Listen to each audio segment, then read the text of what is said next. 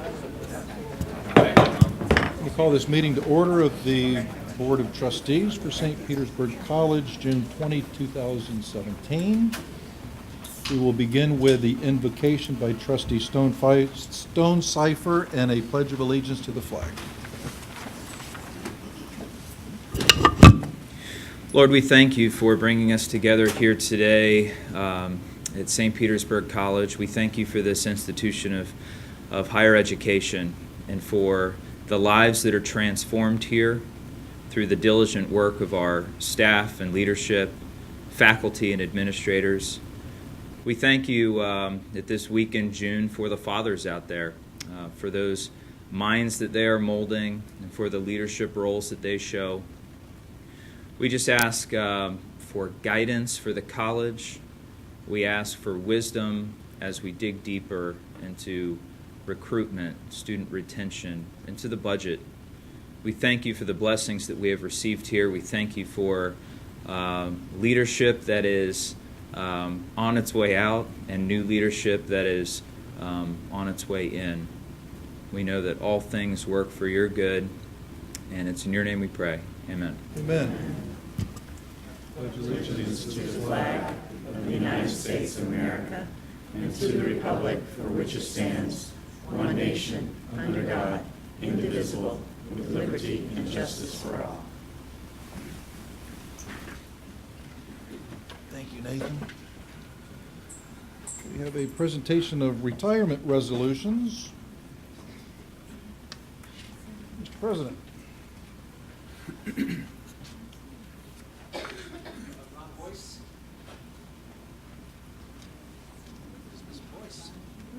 Ron Boyce.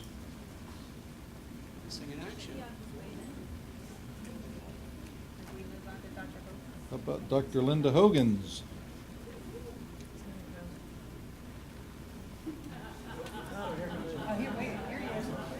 Oh, here we go.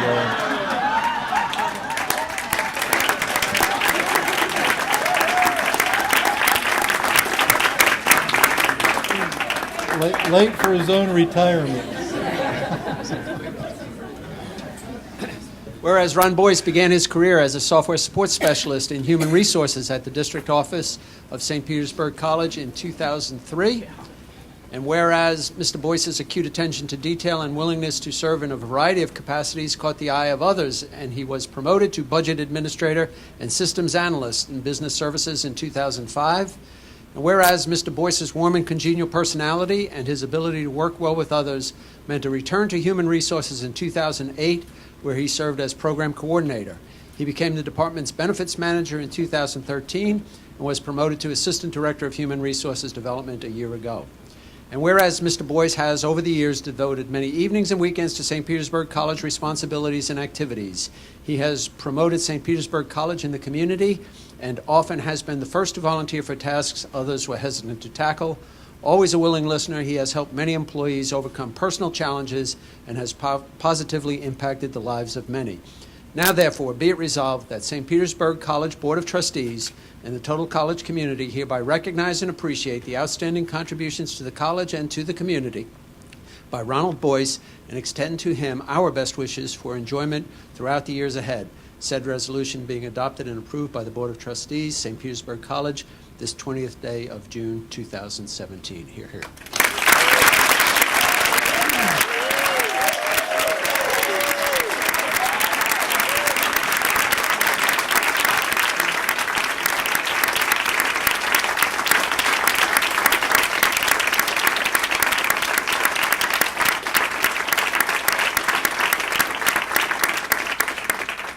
Thank you all. It's truly been a blessing. This is my partner, my wife, 34 years. And I wouldn't be standing here today if it wasn't for her. 13 and a half years ago, she convinced me to apply to St. Petersburg College, and I refused to do so.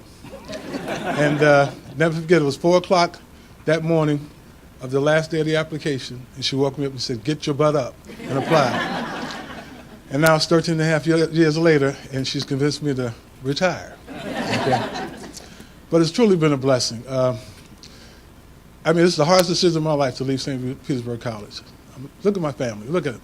I mean, it's just the love that I've been shown here for the last 13 and a half years.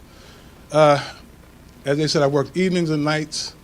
My wife, I came home one night. My wife said, "You got a mistress." And I said, well, "Wait a minute now. I don't drink. I don't smoke. I don't mess around. No, you got a mistress, and her name is SPC." But that was my commitment to the college. College committed to me 13 and a half years ago, and I committed to working diligently for the college. So I thank all of you, my family. I thank you for 13 and a half years, but I got another path to roll. And so I'm going to commit to the community and my grandchildren and my wife for this next season. And I thank you all. Appreciate it.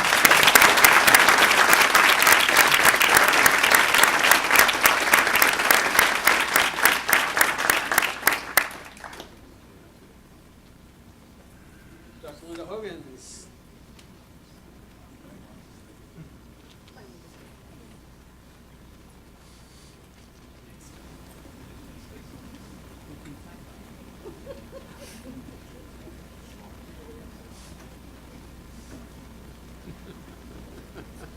Well, I told you we'd get to the finish line. Whereas Linda Hogans, the college's Executive Director of Retention Services, has used her exceptional talents and skills to mold the lives of St. Petersburg College students and prospective students for 18 years. And whereas Dr. Hogans, throughout this time, has insisted on and maintained high standards for herself and others, as she administered numerous special programs designed to inspire and motivate those under her care and supervision. And whereas Dr. Hogans successfully led the expansion of the Woman on the Way program from its beginning on the Clearwater campus to 4 additional campuses, the program now serves more than 400 deserving students college-wide. And whereas Dr. Hogans also led Summer of Success expansion efforts, enabling more than 110 high school graduates on 4 St. Petersburg College campuses to prepare this summer for fall term enrollment at St. Petersburg College. And whereas Dr. Hogans has successfully administered several federal grants, including a TRIO grant, a Title III grant for strengthening programs, now beginning its final year, and state grants such as the Centers of Excellence within the Florida Education Fund and the Tampa Bay Consortium for College Reach Out programs, which serves academically motivated middle and high school students from low-income families. She has overseen the college's accessibility services and veterans services, among others.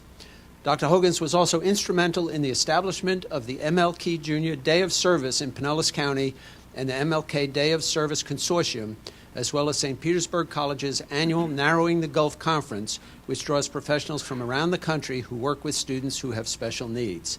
Now, therefore, be it resolved that the St. Petersburg College Board of Trustees and the total college community hereby recognize and appreciate the outstanding contributions to the college by Dr. Linda Hogans and extend to her our best wishes for enjoyment throughout the years ahead, said resolution being adopted and approved by the Board of Trustees, St. Petersburg College, this 20th day of June, 2017. Hear, hear.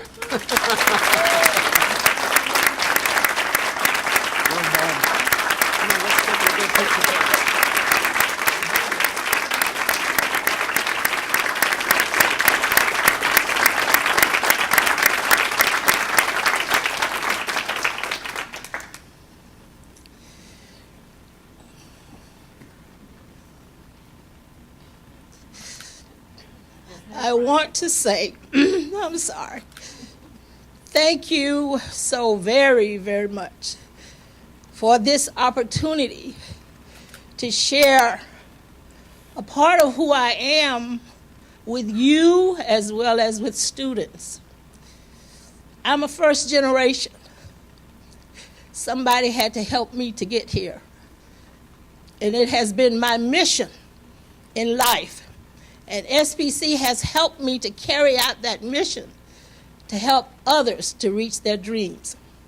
And I could not have done this without your support, without those who work the programs and retention services, my staff. I've always told them, thank you for allowing me to be a part of your team. The other thing that I've told them is quality delivery of service and professional development helps us to get to where we need to be for ourselves, but also for our students. I want to thank all of you for what you've done. how you've shared your time with me. I do not take your conversations or our time together for granted. I turn now to see what's around the bend for me in the years to come. I thank you. I will cherish you always, always. Thank you so much.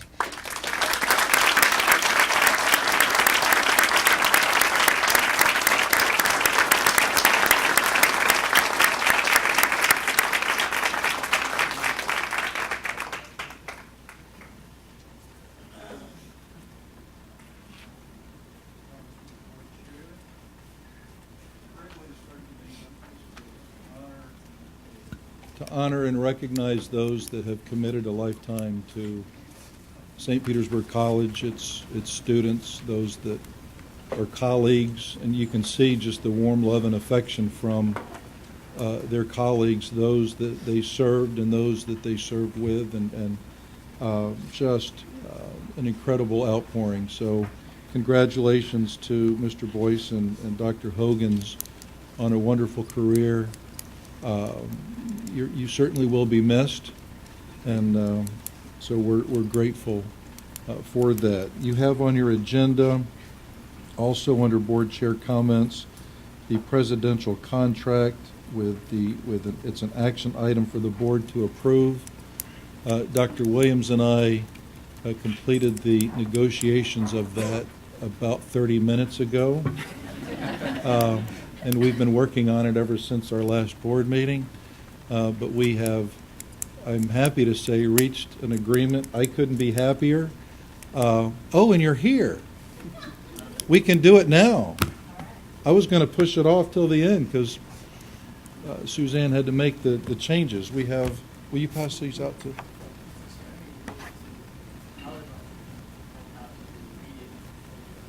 Okay, I'll pass it out.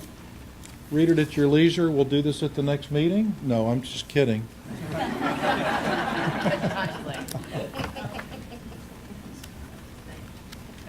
just pass them all down that way. So, yeah, I was going to go over the highlights, the material provisions.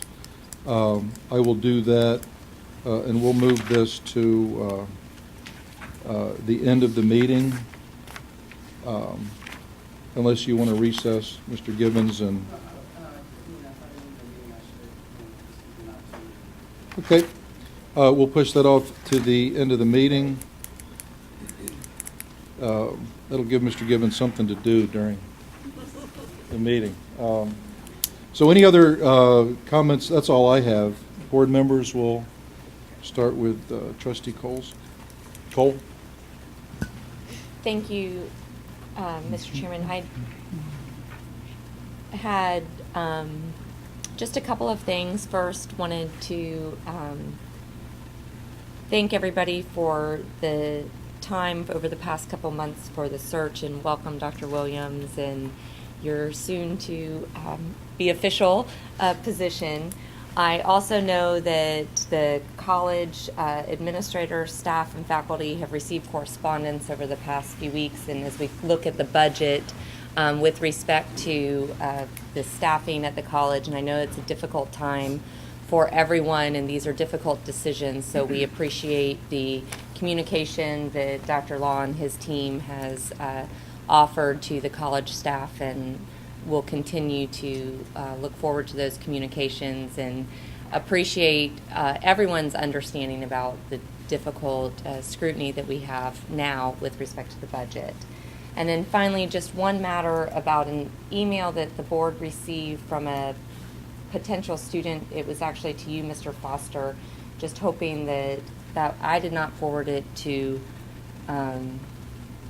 Dr. Law or Dr. Williams, but I didn't know if anybody else did. It was on our St. Pete College email, just about an out-of-state student attempting to coordinate admissions, and I just wanted to raise it in this, just to be sure that somebody responded to that parent, and if I will be sure that you get it. Yeah, make sure you Thank get, you. I don't even know how to access my email, regretfully, but maybe Dr. Williams and I will figure that out before. Okay. So that's it. I'll just be sure that you get a copy of that email. So thank you.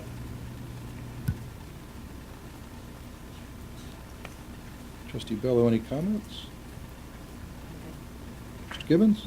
Yes.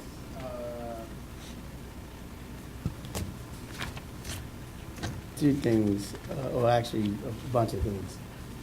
Number one, I just want to say congratulations to Dr. Hogans and Mr. Boyce on their retirement. You will be missed. We keep losing institutional knowledge. Now we're losing Dr. Law, Dr. Hogans.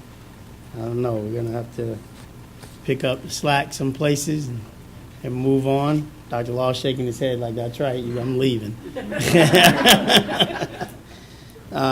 Also, I'd like to thank all the folks from the college who showed up at the NAACP dinner this past weekend. It was a very well-attended event and a good event, so thank you for that. I also want to say, Dr. Law, thank you for getting our Veterans Advisory, you and Dr. Williams getting the Veterans Advisory Board thing. I see that's on our agenda for today. But also, our grants department, we have some legislators that have stepped up and are signing a letter for us to go after the Upward Bound Veterans Grant for the first time in the history of the college. So thank you guys for doing that. And then, is Pat, Dr. Pat here? I thought I saw him back there. Come on up, Dr. Pat. I just wanted to recognize Dr. Pat this morning, Dr. Law, because he did an excellent job with our students in Cuba. We had an experience like no other on the study abroad program, and I think our students really, really, really enjoyed it. The arts community is tremendous and huge. I did not do the salsa lessons. I'm not, I can move, but not that good. And they got the opportunity to play with the king of the drums, the bongos, which is a nationally, a worldwide recognized group of women and gentlemen who trains them from 5 years old up to 35 years old. And they do all their education and everything centered around that. So, Dr. Pat, would you take a second and talk about the students that went and the experience?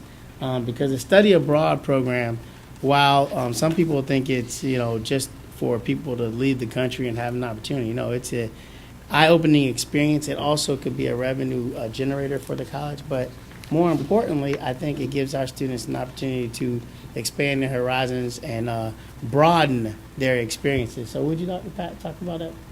Yeah, sure. Morning. Thank you for the opportunity to speak. I'd like to thank Dr. Kirsch, who sort of nominated me to lead that Cuba Study Abroad group, and for the college for the opportunity to do it. We had a great group of students. We took 5 students representing several different departments across the college. The study abroad program to Cuba encompassed 2 courses, one of which was very specific to music performance.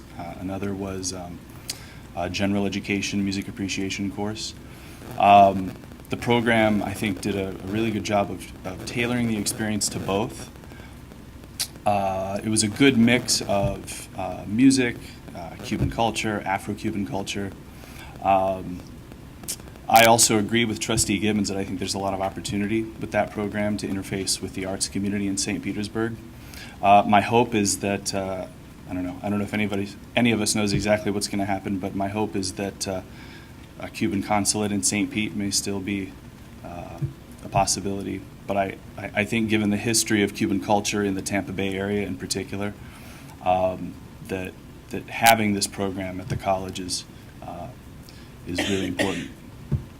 So, it was great to have you on the trip as well. I think the students had a wonderful opportunity to interact with you. I'm not sure really what other situations there might be when the students would get to sit around a table with one of the trustees and have a 45-minute conversation about how the institution works. And so I think that was a great opportunity as well. So thank you for the opportunity to speak. If anybody has any follow-up questions, I'm certainly very happy to speak with you afterward as well. Thank you, Dr. Pat. He did an excellent job, so just wanted to give him an opportunity. And, I want the rest of the trustees to know that we're doing so many great things that sometimes we don't get an opportunity to hear about them, and I just want him to have the opportunity to talk about it. And we have so many great students that went on. And one was a chef, one was a musician, a couple were musicians.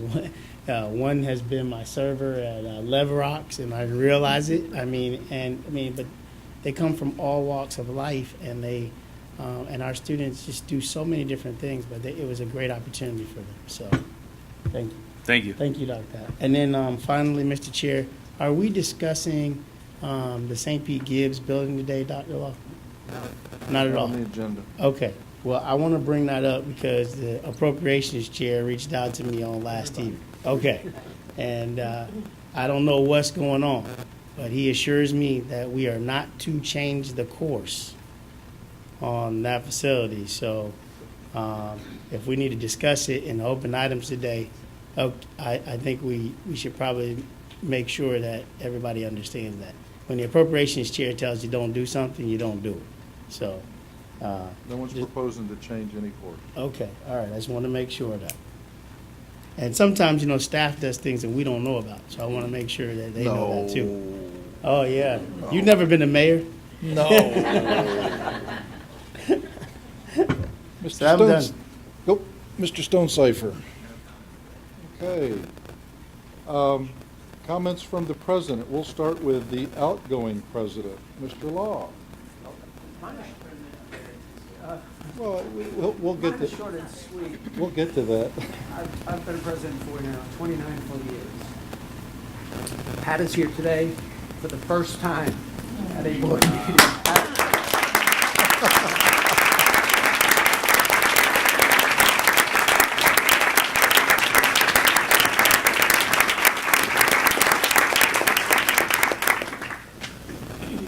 So now she really believes we do this. My comments are short and sweet. We had 2 or 3 things are important. One, we had a wonderful opening, the renaming of the Women on the Way program at Tarpon Springs. Maria Edmonds, a beloved part of this college for a long period of time, very beloved in the community, passed away. We rededicated that center to her.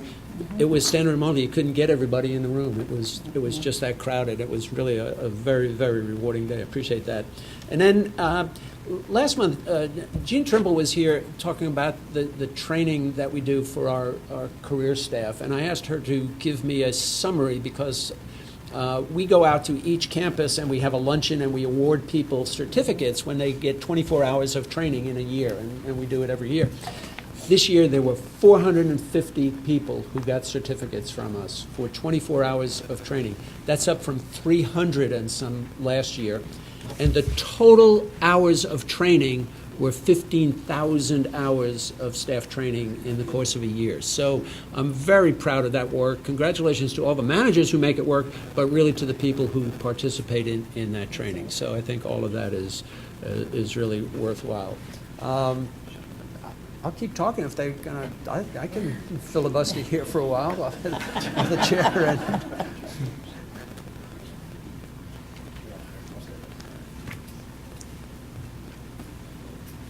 Incoming president, Dr. Tanja Williams. Thank you. I just want to thank the board for the opportunity to serve in this capacity. It's an awesome opportunity, a lot of work to be done, but we have a great institution, great faculty, excellent staff. We're working hard, getting out in the community. I look forward to my first official day will be on Monday, July 3rd. I will probably be the only one in the office. Everybody's pretty much turning in vacation slips, but I will be there. And on the 5th, I'll start with my first meeting, I believe, is with FGO. And so I look forward to it, and we'll keep it moving. Thank you very much. Glad to have you up here. Thank you. Okay. We have minutes from our May 16th meeting. I need a motion. Move that we accept the May 16th minutes as approved. Motion and a second. Any discussion? All in favor signify by saying aye. Aye. Any opposition? Motion carries. Mr. Lang. Been an exciting week, but I don't have much to report, sir. Ms. Gardner, anything from you? No report this month. Okay, we'll get into the agenda item, Roman numeral 6, Student Success and Achievement. Dr. Coraggio.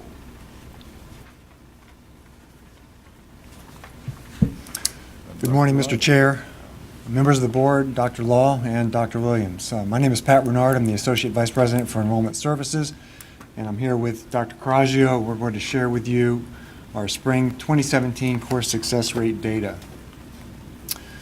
As you know, we define success as grades of A, B, and C divided by all grades. You see there in the middle column the number of grades for the last 3 spring terms. For spring 2017, we had 82,322 graded courses. You see that that's a decrease from 2 years ago as well as from last year, which corresponds to the enrollment decline that we've been experiencing. To the right, you see the success rates. So 2 years ago, it was 76.3% success rates, and we've moved the needle there. This spring, we were at 78.3 success rates.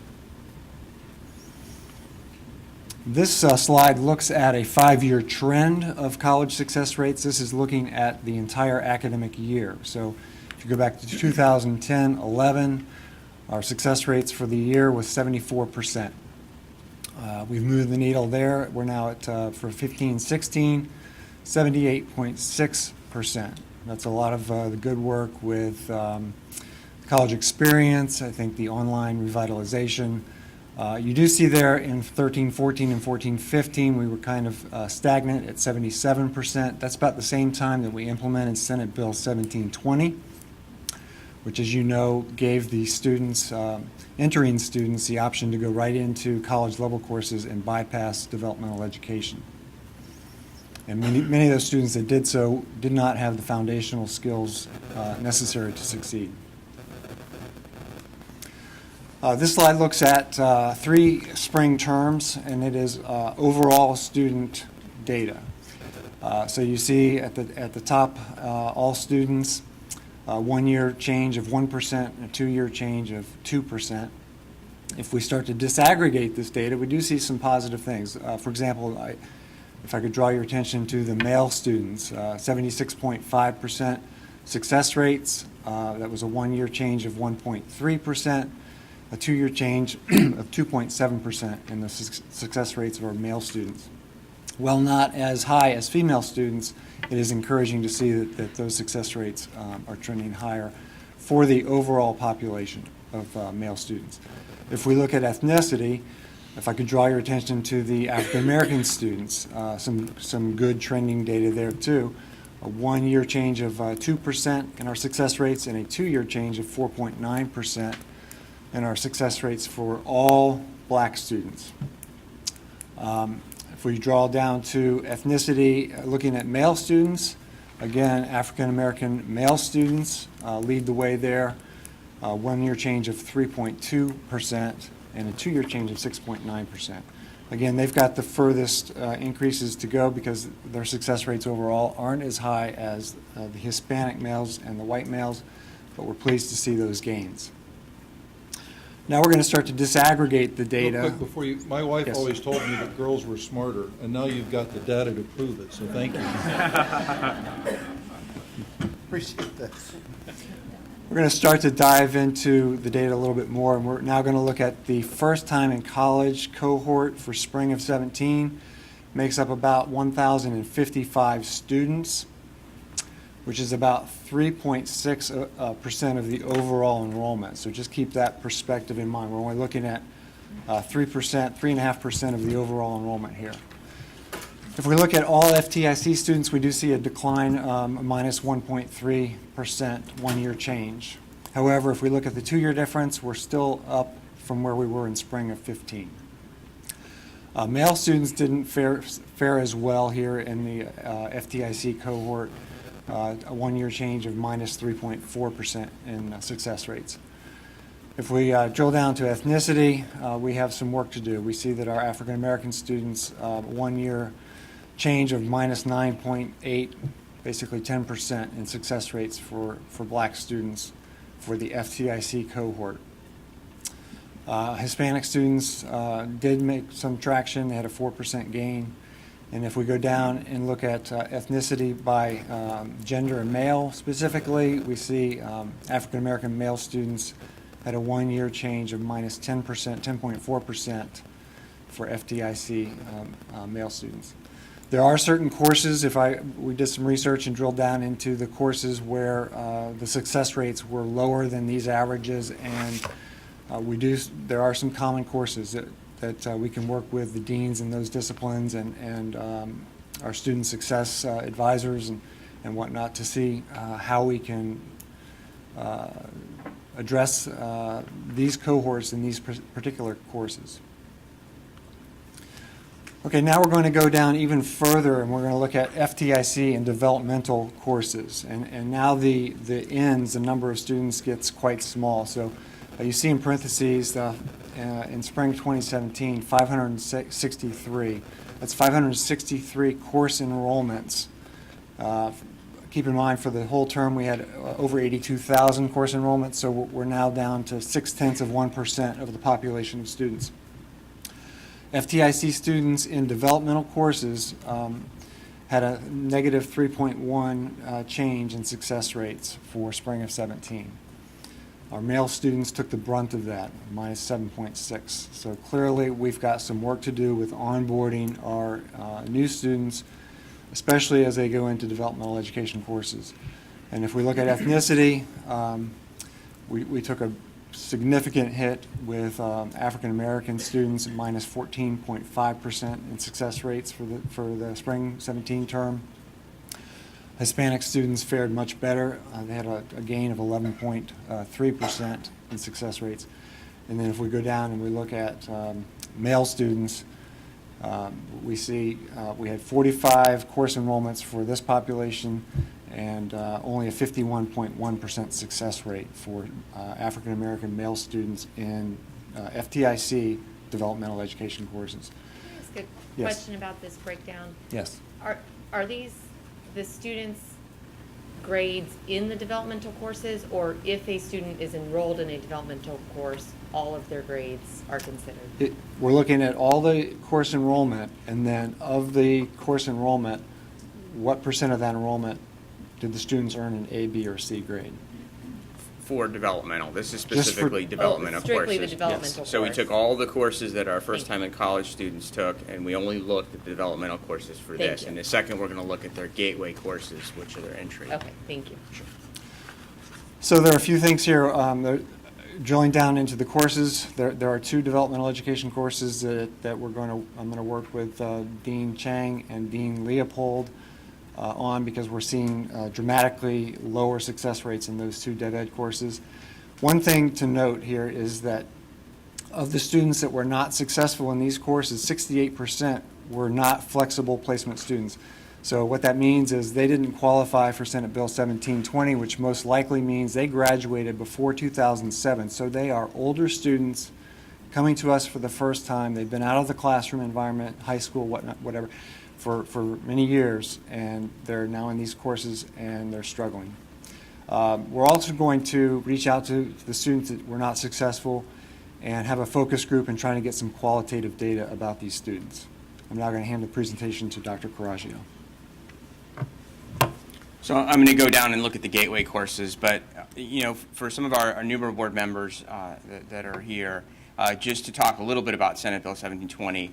What that essentially did was new regulation that came out around 2014, which allowed students who graduated after a period of time without getting all the nuances of legislation. We'll pick 2007. But those students who graduated after 2007 now had the option of whether or not to participate in remedial education. So they could choose whether or not they wanted to participate in a placement test. They could choose whether or not, regardless of those results, whether they wanted to actually take remedial courses, and had the option to go right into gateway or college-level coursework. Students before the 2007 were still required to go through those processes, and you heard Dr. Renard speak to that a little bit. In some respects, that's kind of the perfect storm, because what happened is a lot of the times your better students who may still be needing remedial coursework are the ones more likely to make the jump onto a gateway course. So now we have less prepared students in developmental, which tends to bring down developmental scores. You have students now that have come up and made the jump to the Gateway College courses, which tends then to bring down courses. So those are some of the things that we see, but we have been doing this for a couple of years. And you heard the recent legislation was vetoed by the governor that had some relationship to discussion about developmental, and we've had some budget cuts as a result of that. But the impact here really from an institutional standpoint is we want to put our services wherever our students are. So we have to figure out when we look at some of these rates, and I'm going to switch over to Gateway, we have to figure out how we best serve these students and provide an environment in which they can be successful.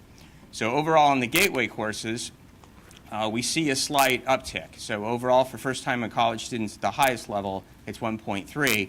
You see the numbers there. Again, as Dr. Renard mentioned, those are actually grades. So those are another way to think about those as enrollments. Our students typically take 2 or 3 courses. So if you want to get an idea of how many students we're talking about, take that in mind. When we go down a little bit flat on the male, our female students were up 2.7%. We have a similar value structure here as we see on the first one. We're seeing our Black African American students dip down 7.2%, while we're seeing an uptick in our Hispanic Latino students. They're up 6.9%. White students were up 1.3%. When we break down and look at that by male ethnicity relationships, our Black African American students were down 0.4%, but our Hispanic Latino males were up 5.4%. And we see our biggest decrease was actually our white male students were down 4 at the bottom there. Just to talk about Senate Bill 722 and some of the work we've done, we did a tremendous amount of work. In fact, I would think more than most institutions right away to prepare our students back when we did this in 2013 and prepared for the new statute. We made sure we wanted to give information to students to make the proper decision. So while we could no longer test them and give them information from that respect, what we ended up doing is providing information on students like them who had similar experiences, who we recommend for remedial education, who chose to go right into Gateway coursework. And that brochure there is a sample of the information that we provide them. And we do this basically by creating a predictive projection model. We look at all their historical high school information, and from that we deem 3 levels of college readiness, either likely college ready, DevEd recommended, or DevEd strongly recommended. And we do this across all 3 areas, math, reading, and writing. And we try to provide them this information before they make a decision in terms of their schedule.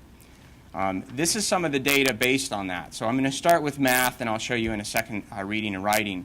But if you look across the top, what you see in the first column is actually coursework. So we have MAT 1033, MAT 1100. That's intermediate algebra and quantitative reasoning, which are our first 2 Gateway courses in the math sequence. They're college-level courses. That's in comparison to all of our developmental education courses put together. So that would be Level 1 and Level 2 courses. You can see the success rates there for first-time in college students. And then as you go through the columns, you see our likely college ready, DevEd recommended, and DevEd strongly recommended. What the yellow represents is those students who didn't take our recommendation. So those students based on the model who we said should be DevEd recommended, or in extreme cases DevEd strongly recommended, who chose instead to go to Gateway coursework. What you see in the column under DevEd recommended is what we typically have seen in the past. So students who took our recommendation went into developmental education courses at a 65.5% success rate. Again, the ends get very small. The majority of students, though, you see went right into that Gateway course, and they had a lower success rate. What you see all the way in the end under DevEd strongly recommended is something newer we're starting to see. And we need to explore this from a numerical standpoint, because we actually see the students perform statistically worse in the DevEd course, and when they've made the jump, they've actually done a little bit better. So while 48% is not a very good success rate, and we certainly want to improve that, these were some of our students that had the most concerns in terms of being college ready, and they were performing better than their counterparts who stayed in developmental education. So we see some of the similar results when we bring up writing. You notice you look at that DevEd strongly recommended. It's a 50% success rate regardless of whether they took DevEd or they went into the Gateway course. And then for writing, we see a higher performance actually for those. But keep in mind when you look at the ends, we get down very, very small. Only 15 grades or 15 students took the developmental education courses that were DevEd strongly recommended in the reading area. So some noteworthy observations from the presentation. Overall, the college increased 1% this spring. But we did see a 4.6% when we looked at it yearly since 2010, and that's obviously a lot of the work that we've put into this in terms of providing supports from our students from the very beginning. Many that's the college experience, the work on pathways, that we're seeing overall increased success. But our FDIC students did have an overall decrease of 1.3% this past spring. It was down 3.1 in developmental education course success rates. We saw that our African American students were down 14.5, while our Hispanic students were up 11.3. FDIC students had a 1.3% increase in the gateway area. We saw our Hispanic students were up 6.9, while our African American students were down 7.2. In most cases, the flex placement students performed better when taking the college-recommended developmental education course. So some of our next steps, we want to review the prediction model, especially in the area of DevEd strongly recommended, and understand if something's changed over time that's impacting that model, if we need to tweak the model. We want to review withdrawal patterns of high enrollment and low success rates courses, especially our gateway courses. We want to understand what week during the term are we noticing these withdrawals, and is there something we can do proactively to work with these students in advance and nudge them into different activities to support them, such as out-of-classroom support. We want to review modality and course differences. We notice there are differences across the various demographic groups, and what can we do about it, and can we disaggregate further into the data and understand online versus face-to-face where we know there are differences, as well as certain course types that Dr. Renard mentioned. And then finally, Dr. Smiley is actually beginning to do some personalized communication to our African American male students. By themselves, it's not a big number at the institution. So he's actually started to send correspondences a couple times during the semester. And we know students respond better from a communication standpoint when there's a connection of someone they know and it's a personalized communication to them. So we're going to work with him to see if we can even leverage that and do some more behavioral nudging for our students. Any questions I can answer, or we can answer? Questions from the board? Being done. All right, thank you very much. Great analysis. Thanks.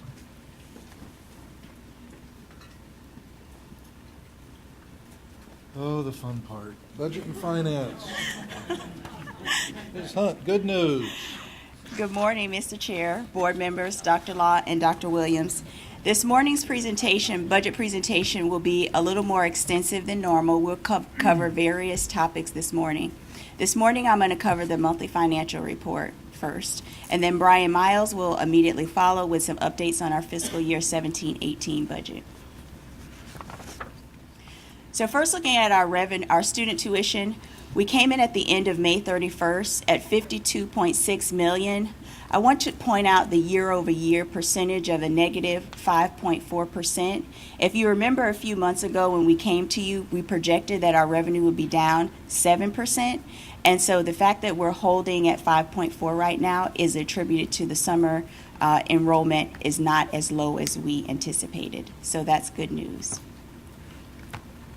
Our state appropriations and performance funding are coming in as expected. And then we see here with our student-related fees are also coming in accordance with our enrollment. I also want to point out the industry certifications. We initially budgeted $150,000, and we actually received $595,000 this fiscal year. Our total revenue is at $135.8 million at a year-over-year change of negative 2.7%.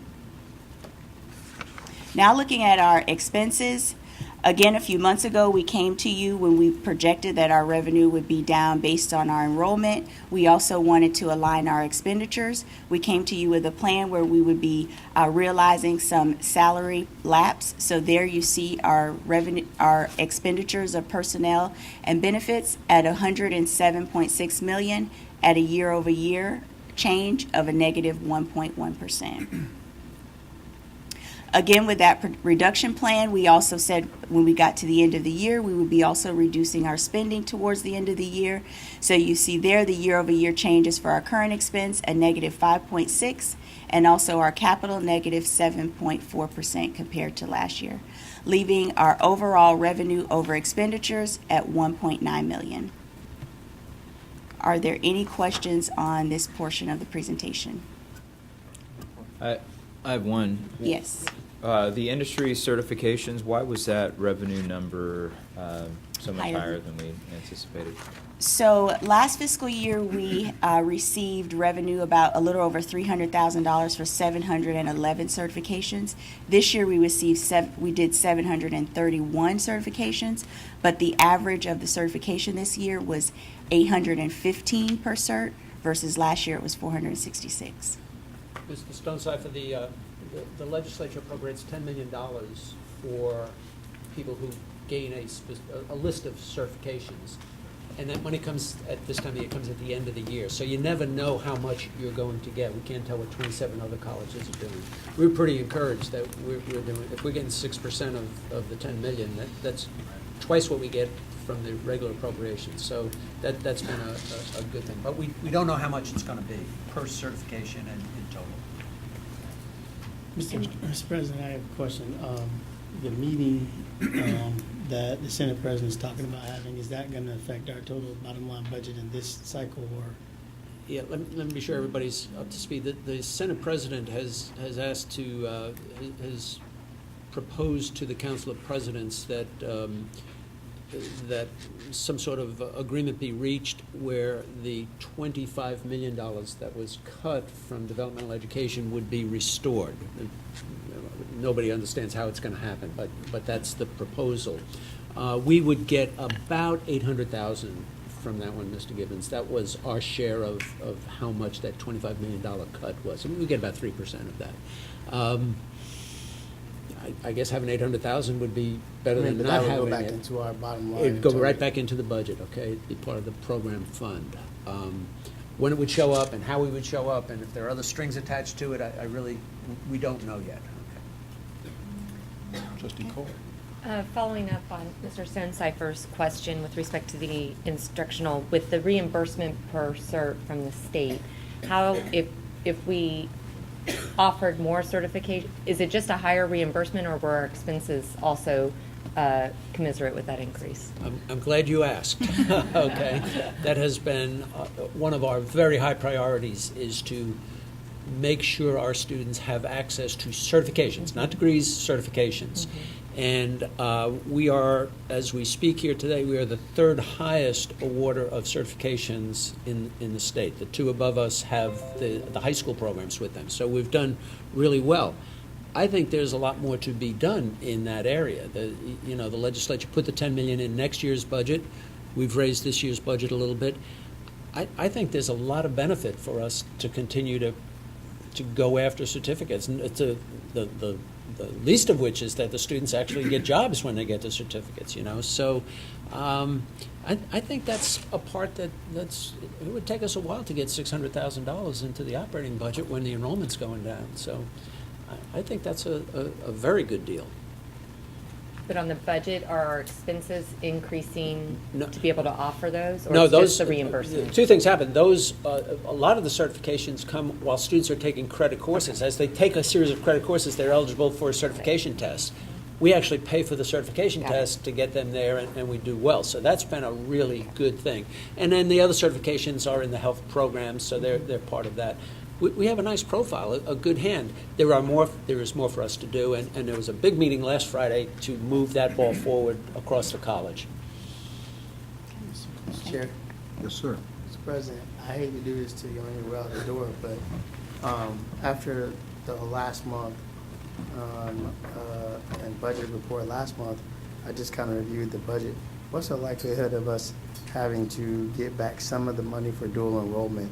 I think the school board needs to do their portion in this. We're trying to get, to a point where we can stabilize the college, number one. Number two, we provide a lot of services that they should be providing. So what's the likelihood of having some discussion with the school board or the district about, I think it was almost $2.5 million I saw, or something like that, related to dual enrollment that they get back from us, right? Well, it's a two-way street. They eat their cost, we eat our costs. And at the bottom line, those two approximate each other. So Mike Grego and I decided, let's not get horsey about this, because the students will get caught in the middle if we start saying yes this, no that. So Mr. Gibbons, the only thing that I'm worried about is, I think when that law passed, you remember the college presidents whined enough to get everybody's attention. We needed money for dual enrollment, and the legislature said, great, get it from the school districts. Okay, so Mike and I made an agreement that we would each eat our own costs, and it would be done. I think that law, and I don't have it in front of me, I think that law says we can't restrict students who want dual enrollment. That is, we have to provide it if a student presents ready for dual enrollment. So I don't know what our ability to cut that back is. Somebody will have to research that. I don't want to restrict it, but is there a way for the cost? So you're saying we already share the cost? Yeah, I did. Okay. Just wanted to make sure. Yeah, I no, saw Mike it's and a I- big chunk. I mean, I just wanted to make sure. And I would if tell that's you- the case, then we need to leave it alone. But I Yeah, wanted we to shook make sure hands that's- to work that way, and you get to the bottom line, and it's off by a few $1,000s one way or the other. I'm sure I'm not going to make any friends at the school board. Don't worry about that. But the fact is, we're in lean times. We need to be looking at everything. And one of the things that one of the people that I spoke to last night in leadership said is, are we mission driven? Are we doing our mission, right? And our mission is higher ed, the 13th grade, not the 12th, right, or 11th. And so, while I disagree with that a little bit, which I have disagreed, I've disagreed with this individual in leadership in the Senate on a couple of things, but the fact is, I just want to make sure that we can, and I think we can say that we've been mission driven, we've accomplished our, because I think we still provide AA. After the last graduation, you look at who's getting AA degrees and who's getting bachelor's degrees, we are definitely doing our job. Just want to make sure that we also are not carrying more of a load than we have to in terms of a budget related to K through 12. So. And one thing is important, even though there's an exchange in lieu of tuition, we get to count the enrollment that the state funds. So, doing it at the margin, there are marginal costs associated with it. As you know, it's incredibly popular with parents. My kid's going to get an associate degree and I didn't pay a cent. I mean, somebody provides the books, they get, it really is a popular deal. I'm pretty comfortable it's in a good balance, Mr. Gibbons, okay? That's a good point. And I was going to raise that when we got to the budget part, because I too had thought about dual enrollment and equity in that. It's nice to hear that there is equity. I will ask that Dr. Williams continue to look at that, assess it. Love the dual enrollment, but if it needs to be tweaked for the benefit of the college, then bring it to us. But that's, Mr. Gibbons, that's a great point. Before we move on to budget and finance, I was trying to go all day without making a mistake, and I just noticed that I skipped over public comment. That'll be the only mistake I make of the day. I had one blue card, and he has left. Blue card from Jonathan Stanton. He wanted to express his gratitude to Dr. Law, and that he enjoyed working with him over the years and wishes him the best of luck in his retirement. Is there anyone else from the public that would like to address this board? Again, my apologies for missing that. We'll move on back to the agenda. Budget, let's see, discussion and adoption of the 2017-18 operating budget. Mr. Sunshine.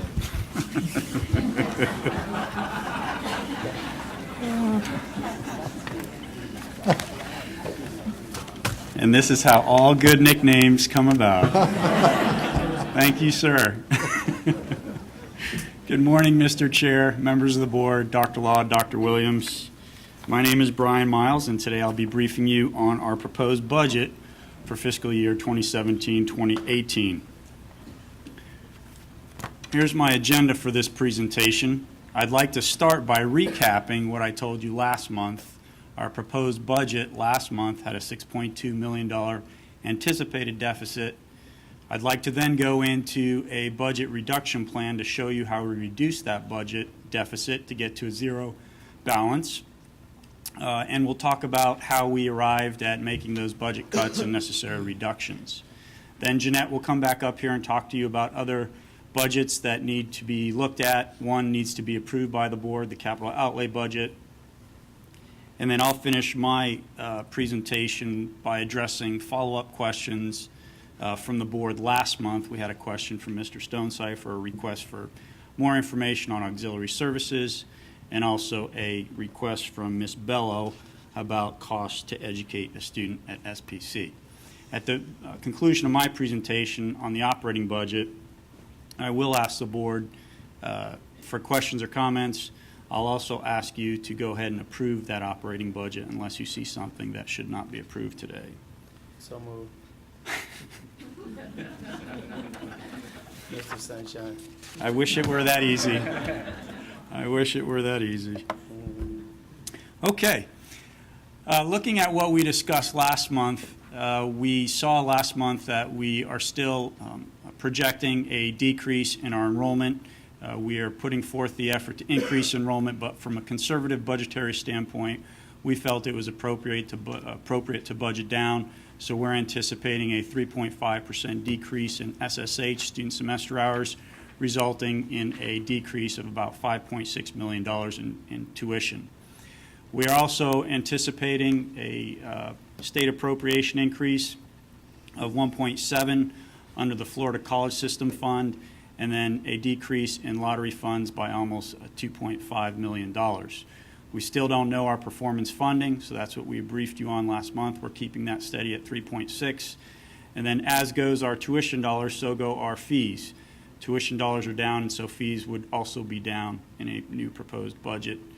And then, of course, we looked at other revenues, fund transfers in, stabilization reserve, and one-time non-recurring funds.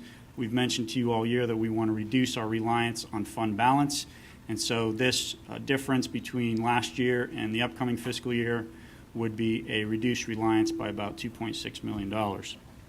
All that to say that we would have reduced revenues in the new fiscal year of $10.9 million. Here's the expense side that we looked at last month. We told you that personnel and benefits, we were starting to see some decreases in those areas as a result of some efforts to eliminate positions, vacancies. And then we also talked about our health insurance, the fact that that is trending up by about $3.5 million, so we need to budget more in that category, bringing our total personnel and benefits to a decrease of $900,000. Current expense then would be about $3.1 million down, and then our capital spending $600,000 down, for total operating costs of a negative $4.6 million, leaving a deficit of $6.2 million. Now I'm going to walk you through our plan to reduce that $6.2 million deficit. In coming up with our plan, we wanted to establish some guiding principles to help us make the tough decisions that come along with making budget cuts. So here are 5 guiding principles that we use through our discussions between when we met last May and when we're meeting today. Last May, I mean last board meeting. Our first guiding principle is to never compromise on the primary objective of effectively educating our students. Second objective is in conjunction with the faculty, work to maintain our excellent standing in the community and college-wide. Third principle is to make budget decisions with a view toward optimization and reducing redundancy without reducing quality of service to our students. Our fourth principle is to allocate budget college-wide according to demonstrated positive effects on enrollment. And our fifth and final principle was that by improving our value propositions, enrollment should eventually increase. Here's our budget plan. We're going to approach this plan in 3 phases. The first phase we are plan to accomplish by July 1, 2017, which is right around the corner. Our second phase we intend to accomplish within the first 6 months of the next fiscal year. And our third phase we intend to accomplish within the next fiscal year, all 12 months of it. Let me talk to you about phase 1. Again, this is the part that we want to accomplish by July 1, and we've made significant strides to get there already. I talked to you about a $6.2 million budget deficit. This is our plan to reduce that $6.2 million. We anticipate increased revenue of $1.3 million from the foundation and other sources, and I'll get into greater detail in just a minute about that. We're going to cut our operating expense college-wide by $1.8 million. We're going to have cuts to OPS positions by 25%, resulting in $750,000. And then we've already started on our personnel cuts in the form of vacancies and 9 currently filled positions, or they were currently filled. And I'll get into a little bit more detail about those in just a minute. Executing those actions would bring us to a balanced budget for the new fiscal year. Here's an in-detail breakdown of how we get to $6.2 million. At the top, we discussed earlier that we have increased revenue from industry certifications. We had previously budgeted $150,000. We received about $595,000 this year. So just to be conservative going into the new fiscal year for the reasons Dr. Law described before, that we never know what we'll get for industry certifications, we're going to budget an additional $350,000, bringing that total to $500,000 in the new fiscal year. We were able to secure $300,000 from auxiliary funds. There is a student success fund of about $1.1 million that exists. It's a result of an accumulation of financial aid fees. The fund has been in existence for several years now, so we intend to use $300,000 from that fund. And then you'll see several line items. These are, we'll shift funds from the foundation to the tune of about $609,000, $230,000 of which will be one time, and then $375,000 of those funds will be recurring for approximately 3 years. So not in perpetuity, but over the next 3 years. And we thank the foundation for identifying those funds and allowing us to shift those to our operating account. We're also going to cut on our professional development. College-wide, we budget approximately $1.3 million per year for professional development. Currently, we use about $1 million of that, and so we feel making a cut of $750,000 is justifiable. The faculty are coming up for their 2-year renewal on the $1,500 that they receive per faculty member for professional development. We're going to put a hold on those funds for this year. We're not going to allow those funds to be used unless the VP overseeing the faculty determines that it's absolutely necessary for faculty to use those funds. Same goes for administration and staff. Professional development will be curbed proportionate to FTE within each of the VP divisions. This also includes sabbaticals. All currently approved sabbaticals will be authorized and those will move forward, but we won't be accepting any new requests for sabbaticals in this next fiscal year. We propose to place a moratorium on travel, and that should generate about $410,000 in savings. We'll reduce the leadership programs by $50,000. We will reduce current expense by $380,000. And the way we're going to do this is we're going to look at everybody's budget, all departmental budgets over the last 3 years, take the average of those budgets, and then reduce that amount by 10% to achieve this savings. Our dental hygiene department had a strategic budget request. We feel we can fund that $10,000 request from Fund 21 instead of our operating account, so we'll do that. We'll reduce our expense, our anticipated expense related to customer relationship management system by $100,000. And again, we'll reduce our OPS, other professional services by 25%. This could be 25% of the personnel in a department or 25% of the hours. That will generate a savings of approximately $750,000. And then at the bottom, you see, excuse me, the cuts that came from each of the major divisions in terms of personnel. Now, the majority of the cuts were from 35 vacancies that we had college-wide. We started there, we cut those, and then we also found it necessary to cut 9 currently filled positions.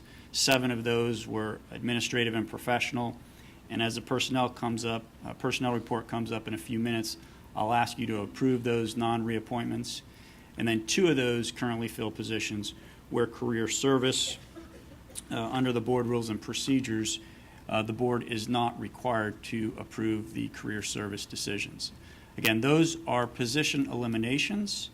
They are not due to performance issues. They are simply addressing the budgetary constraints that the college faces currently. Total personnel savings by making those moves would be $2.4 million. All of this added together would reduce the $6.2 million deficit and bring us to a balanced budget going into the new fiscal year.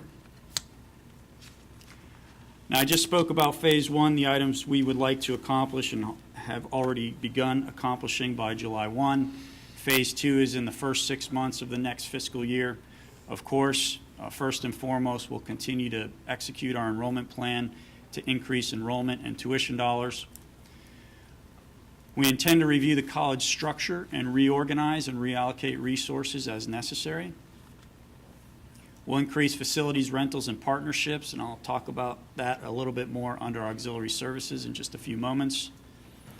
We will conduct a comprehensive review of our student software systems to determine where we have excess and redundancies in the hopes of reducing some of those systems and saving money. We will review all of our consulting agreements college-wide. And finally, we'll review our need to refresh technology on an annual basis. Each year, certain departments come due for a refresh of their 4 or 5 year old technology, their computers and whatnot. We can purchase some of this technology at the end of its useful life for a nominal cost, and we may find it necessary to do that to save on money in the operating budget. Phase 3, we'll review our campus and physical footprint. We're currently working with a space utilization consultant to tell us how well we're using our space college-wide. We have a number of buildings on various campuses that are either underutilized or, in some cases, some space is vacant. So we want to determine how to best use that space. We'll also look at increasing international student enrollment. International students pay higher tuition, so we feel we have some gains to make there. And then finally, we're going to look at faculty hiring. The associate level faculty will move from a 36 ECH model down to a 30 ECH, and the baccalaureate level will go from 42 ECH to 36 ECH. I want to make clear that this doesn't impact current faculty. This would be for new hires. We have extended offers already this year, and those offers that have been extended already are under the old model of the ECH. So again, it will not impact current faculty or any offers that have been extended. I'd like to point out that there were no cuts to faculty this year. There are cuts in vacancies, but currently filled faculty positions were not cut. And in addition, Ann Cooper found it necessary to extend 14 offers to new faculty and chairs, and so we were able to accomplish that. Again, our goal, one of our goals with the budget reduction is to ensure that we minimize the impact on our classroom and instruction. Let me talk now about the communication plan for all this. It's nice to have a plan, but if it doesn't get communicated properly, the college family won't know. So we are working on a comprehensive communication plan that will consist of college-wide email and video messaging. Those emails will start this week. We will provide the link to this presentation so that the college family can see what we discussed and how we're approaching this. We will also send out emails to a variety of groups and the college family as a whole to let them know the high points of this budget reduction plan.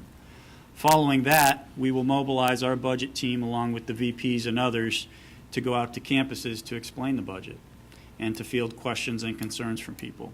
We feel this is the best way to do this. We want to make ourselves as accessible as possible, even though we're not a large team.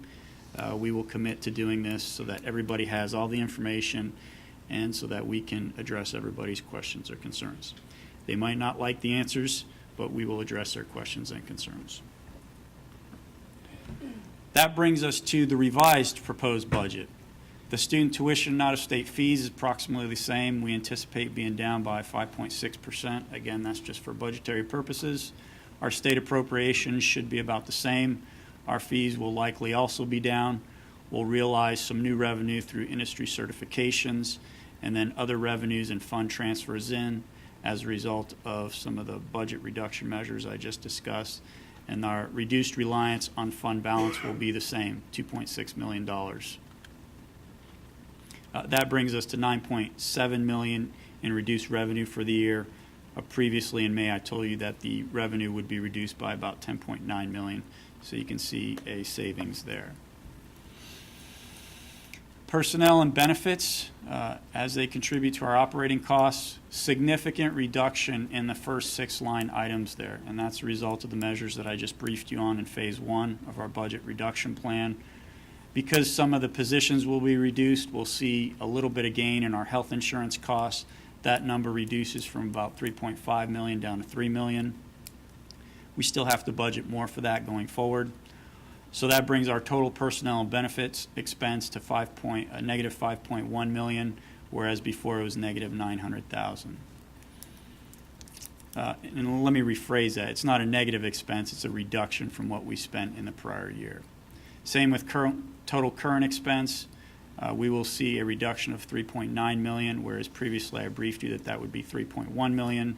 Total capital spending, a decrease there by $660,000 instead of $600,000, bringing total operating costs directly in line with what we anticipate our decrease in revenue to be, $9.7 million for a balanced budget of $0.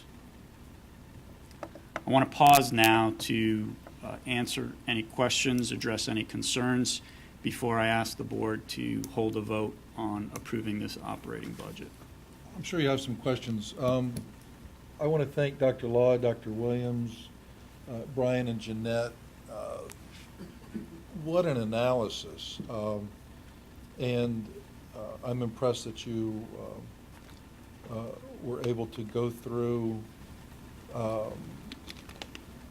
this assessment of want versus need and laser focus on those services that are essential to the college's mission, and they did that. I want to commend you for that. We don't take lightly the fact that we're losing 9 staff positions.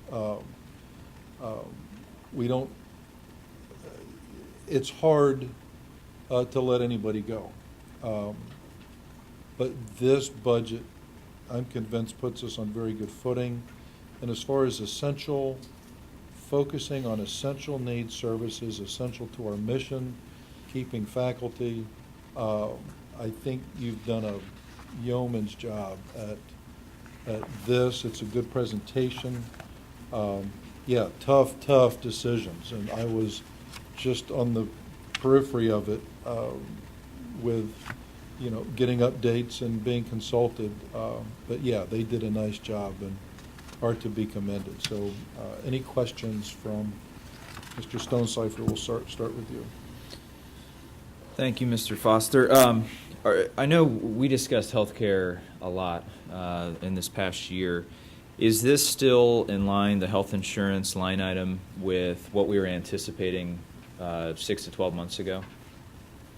It's in line in the sense that we anticipate an increase in expense. We're continuing to see that increase in expense. Our actuaries telling us we'll have a shortfall of about $1.7 million instead of $1.5 million. So going into the new fiscal year, probably at our August board meeting, you will see us come back to you with a request to allow us to propose plan modifications to get that expense in line with what we're actually budgeting from the college standpoint and what employees are actually contributing to our self-insurance plan.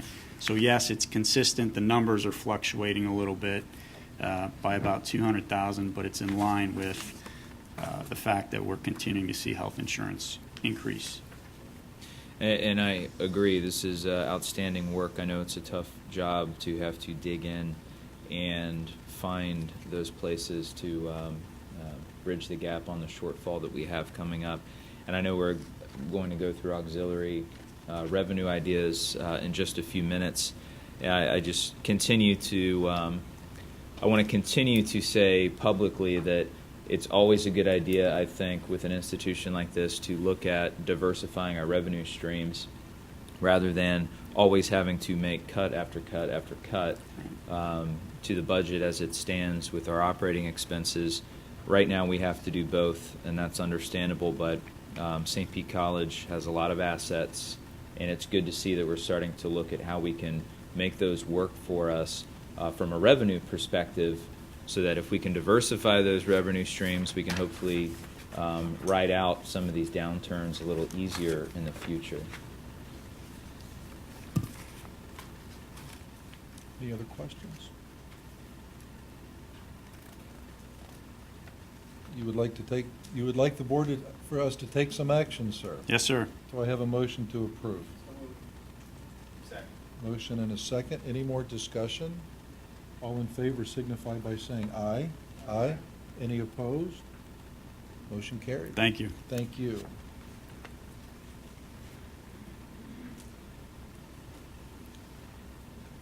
Welcome back. I'm back. So I'm back to discuss some of our other fund budgets for fiscal year 17-18. Four in particular. One is our student activities budget, our auxiliary budget, our scholarships and financial aid budget, and our capital outlay budget, which I'll be requesting for approval on that budget. So first, looking at our student activities budget, for 17-18, the budget is at $4.3 million. This budget is funded by student activity fees. You'll see here the lower division is $7.63, and the upper division is $9.18. 25% of that budget is allocated to students, and the students prepare a budget. They present the budget to Dr. Williams and Dr. Law, and that budget is approved by Dr. Williams and Dr. Law. This next fiscal year, that amount is $1.1 million. Our athletics budget is $1.1 million also. And then $2.1 million is towards campus-based support services and activities. Those services would include things like learning support, tutoring, and also our student life and leadership coordinators. And that brings us to a balanced budget for student activities. Next, to look at our auxiliary, we'll focus on the revenue first. Looking at our bookstore commissions, we estimate about $2 million will come in for next fiscal year. Also looking at our textbook credit contributions, about $276,000. This projection will know about September of this year exactly where we'll be, because the contribution for the textbook credits is based on the prior year revenue. So about 5% of the new textbook revenue and 45% of the other revenue. Then we have some miscellaneous revenue that we account for in this fund. And then towards the bottom, Brian mentioned it earlier, we talked about our student success reserves. We're planning to use about $708,000 of that, and also in our ethics text program reserves, about $242,000. And we'll talk a little bit more about that when we look into the transfer ins to our operating fund. Our direct expenses for our auxiliary come to $240,000. And then our transfers out, we transfer out in our operating budget $3.2 million. We also have $5,000 for scholarships. Our textbook credits program, a total of $526,000. That's the $276,000 that's funded by Barnes & Nobles, and an additional $250,000 that will be funded by the college. Also, our study abroad scholarships, we budget for $104,000. That's totaling about $3.9 million of transfers out from that auxiliary fund, leaving us with a balanced budget. So I want to talk a little bit about what those fund transfers consist of. When we look at the $3.2 million plus the $526,000 that will go towards the textbook credit program, that adds up to $3.8 million. In that $3.8 million, $105,000 for our senior citizen waivers. Of our $428,000 budget in our operating, $230,000 is funded by our auxiliary program to student assistance. The $526,000 for our student textbook credits. $304,000 for enrollment initiatives and community relations. And then we have $2.6 million for academic and institutional program support. That consists of the ethics program, library resources, our All-State Summer of Success program, which leaves us to a balanced amount. Then looking at our scholarship and financial aid fund, that budget is $65.3 million. Of that $65 million, $54.3 million is for our federal Pell and for our supplemental educational opportunity grant. We have $2.4 million that's funded by financial aid funds from the student. We'll see our lower division at $4.04 and our upper division at $4.59. That consists of about 3.7% of the total budget. And then we have $6.8 million for our State of Florida Scholarship Awards. This includes our Bright Futures and also our Florida Student Assistance Grants. Then we have $1.7 million from our foundation and other scholarship awards. This includes our community contributions, which leads us to a balanced budget. This particular fund is like a pass-through fund, so whatever we receive in goes directly out towards the student scholarships and financial aid. And now to look at our capital outlay fund. That total budget is $45.2 million. $8.4 million of that is reoccurring from our capital improvement fees. Also, we received in our state appropriation $6.5 million for PICO funding and another $3 million for our SOTA money, which is our sum of digits allocation. $2.7 million goes towards our construction bond payments. $33 million towards major construction projects. This would include the St. Petersburg Gibbs Student Success Center, also the Clearwater Library. We also have included in this amount our college match towards the Student Success Center at St. Pete Gibbs, which is $1.6 million. $3 million towards deferred maintenance and infrastructure. $1.3 million for campus projects and miscellaneous expenses. This would include our Tarpon Springs project of our entrance and exit. Also includes dental chairs, equipment for the collaborative labs. $1.1 million for internal construction personnel costs, which leaves us with $4.1 million for contingency in this particular fund. Do you have any questions on any of the budgets that I just presented? Any questions from the board? You would like us to take some action on? Yes, so if you have no questions, I'd like to ask for approval for this fiscal year 17-18 capital outlay fund Move budget. that we approve this budget, Mr. Chair.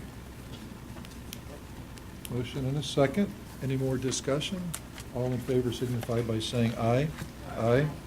Any opposed? Motion carries. Thank you, and I'll hand it back over to Brian for the follow-up questions.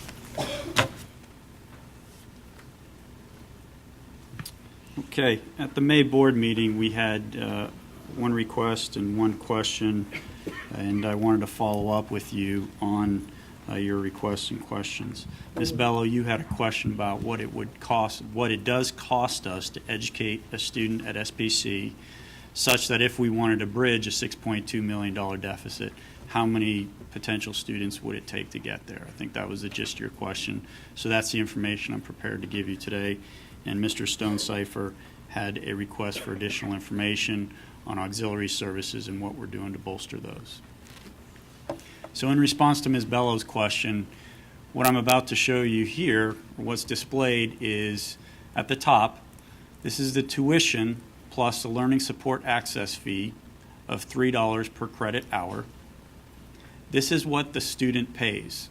So an associate level student taking 30 credit hours per year for 2 years pays $6,885 on average. Keep in mind these are averages due to the varying degree between programs and nuances between programs.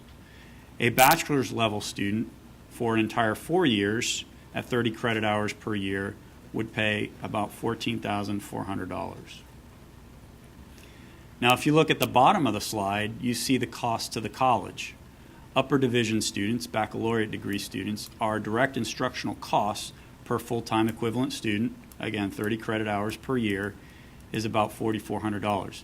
These are direct instructional costs, so the cost for the faculty, the materials specific to that that instruction being taught. You look at the next column, that's support costs with all overhead per full-time equivalent. And so that would include executive management, that would include technology, what you would normally consider overhead in the business world or private sector. That's about $3,800 for an average total instructional cost with support and all overhead per FTE at just over $8,200 for upper division students. That is what the college pays per year on average for each upper division student. Okay? Below that, you see those same breakdowns, but for the lower division. Now, if we do the math and add up what it costs the college to educate an upper division student over the course of 4 years, it's approximately $30,000. And you can see the student tuition covers about half of that for a baccalaureate level student. So that means that the college has to subsidize the rest, and that comes from state appropriations. Could come from additional revenues in the future, but state appropriations. Now, if we wanted to just take a hypothetical and say how many students would it take to bridge a $6.2 million deficit, for example, and we use a model of 85% of our students are associate level students, 15% are baccalaureate level students, we would need approximately 1,837 students. 1,400 of those would be AA, 400 would be baccalaureate degree. Again, I'm talking in averages, but that gives you a sense of how many students we would need to bridge that sort of deficit in the future.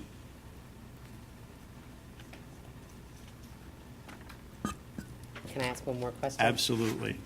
On average, how many new students do we get a semester? In a typical fall, about 5,500 new students. So Dr. Kraja is saying in typical fall, on average, we receive 5,500 new students. I don't know about you guys, but that makes me feel better. That's not an insurmountable number. Okay. Thank you very Sure. much. My pleasure. Are there any other questions related to this topic? Okay, let me move on to auxiliary services then.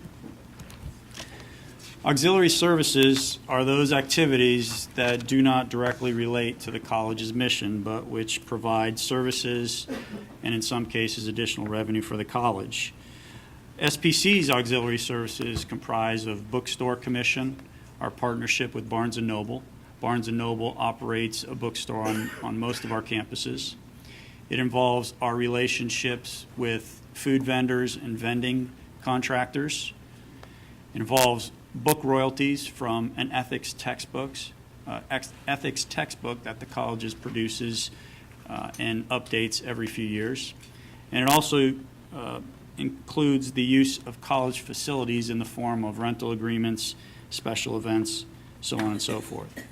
Now, in your board packet materials is a more comprehensive write-up of auxiliary services, and it has a per item breakdown of the commission or revenue or lease payments that we receive from our partnerships in auxiliary services. So you can see line item by line item how those partnerships contribute to our revenue in this area.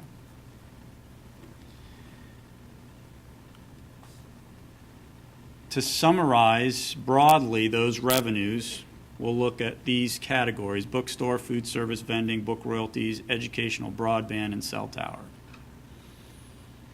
And you can see all that translates to just under $2.3 million. We lease educational broadband to Spectrum, and we have cell tower agreements where we lease our towers and some of the ground space beneath those towers to Verizon and one of its subsidiaries. Now, I'll tell you, in reviewing our auxiliary services, we looked at a variety of other institutions, both colleges and universities, in Florida and outside of Florida. And within Florida, we offer many of the same auxiliary services that are offered by other institutions. But you have to keep in mind the differences between our institution and some of the others. Some of the other institutions have 1 or 2 campuses, and so it's much easier to consolidate these types of services. Some of them have residential facilities. And so when you want to generate revenue through a laundry service, it's much easier to do it in those types of institutions with residential facilities. We don't have those facilities, and we're spread out all across Pinellas County. And so we feel we're doing the best we can right now with the variety of auxiliary services that we offer. Where we think we can make some progress is in the use of college facilities. We have a number of lease agreements, 25 to be exact. They range in most cases from 1 year to 40 years, and they command a varying degree of rental rates. Some are as low as $7 or a couple dollars below that, and some shoot up into the double digits. I will tell you that in most cases, we're probably not charging market rate. And so we are committed to reviewing those 25 lease agreements in the next few months to determine where we have opportunity. We will approach our partners where we can to hopefully renegotiate some of those rates. And I think we just need to promote better our unique facilities college-wide. We have one or two unique facilities on almost every campus, and those have the potential for hosting conferences, special events to generate additional revenue for the college. We're currently reviewing our facility rental program and the rates that we charge for one-time events or recurring weekly events like church services. That is in the final phases, and we should be able to update you with more detail on that at a future meeting. These are current projections for the new fiscal year, $1.3 million. That's estimated based on what we've seen over the last 2 fiscal years. We hope to increase that through our efforts this year. And as I said earlier in my discussion, we are consulting somebody who specializes in space utilization, real estate analysts, to tell us how well we're using our facilities and where we have opportunity. So going forward in the next 6 months and over the course of the next year, our focus with auxiliary services will be largely on rentals and space utilization. Let me just give you an example. At the downtown center, we have approximately 30,000 square feet of unused space. It is not built out. It's completely vacant. We're storing some things in there, but otherwise it's completely vacant. We are running utilities for that space, so we're spending money on it. And we feel that we have an opportunity to either build out that space and attract tenants, or possibly even move some college operations into that space to consolidate things on that campus, which would then vacate other space, and then we could look at the potential for either leasing that other space or possibly even selling it if it makes sense to do that. We would like to have recurring revenue, so the thought of a sale may not be appealing. If it becomes necessary and the board deems it appropriate, we can pursue that. But if we could obtain recurring revenue from that on an annual basis by renting it, then that would be even better in my mind. So we'll continue to do that, and I'll be back at subsequent board meetings to update you on our efforts with respect to that. We'll look holistically college-wide. We have vacant space at Clearwater. We have vacant space at Allstate. And so we'll look at all these areas to determine how best to use that space. And then we'll continue to develop our existing services. We feel that we can partner with Barnes & Noble, our food vendors, and engage them on other ideas for cross-promotional purposes. We'll meet with them here shortly to determine what they see is an opportunity to generate additional revenue. If we win, they win, so everybody's going to come to the table and put some effort into this. And then we'll also continue to explore new ways to enhance our auxiliary services. But for right now, we feel our best bet for any sort of gain is on facilities rentals, special events, and conferences. Do you have any questions related to auxiliary services? Questions? Mr. Stone, No questions. This is a great start, I think, and a move in the right direction, especially if we're talking about underutilized space that we already have. And I'm in agreement with trying to make that work with recurring income streams, rather than selling off great assets that we have. But this is good. I'm excited to see more. This gives me something to chew on, and I think it's worthwhile to look at and dig deeper with over the next year or 2 years. Thanks. Good. Thank you. Good report. Thank you. You going to stay there and do the personnel? I am going to stay here and do the personnel. If you would pull it up, Nicole.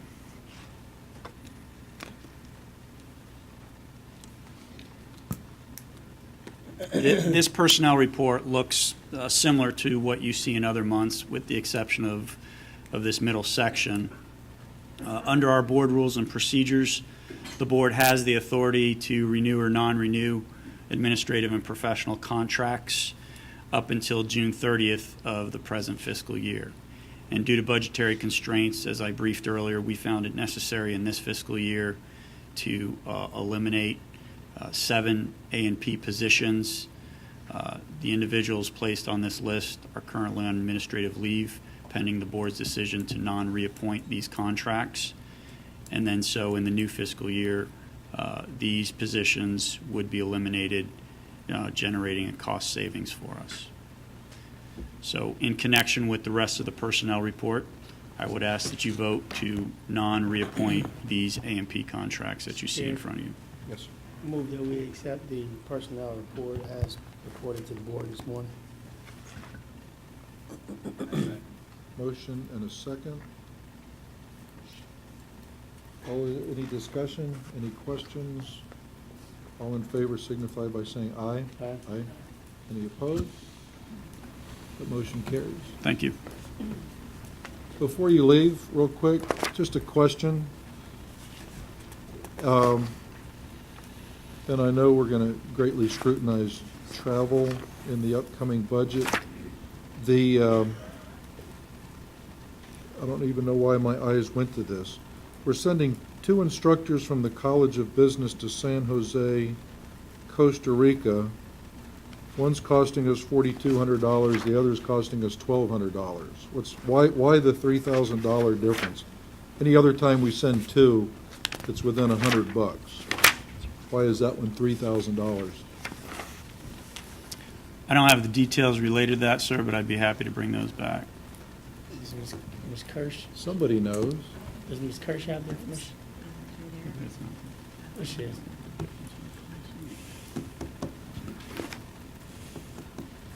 Yes, thank you. I'll be happy to answer that question. We work with educational partners around the world, and when we have 2 faculty and enough students, they provide us a discount for our faculty, and that is why the discrepancy. So one got the discount, the other didn't. Well, yes. To be blunt. That answers that. Thank you. Thank you. Okay, moving on with the budget. We have Emergency Management Plan. Mr. Bill Gray.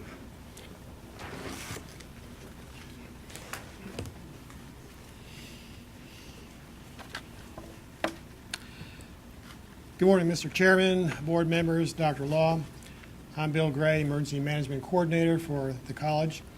I was asked to provide to you a short summary of the communication plan that the college would use during the hurricane season.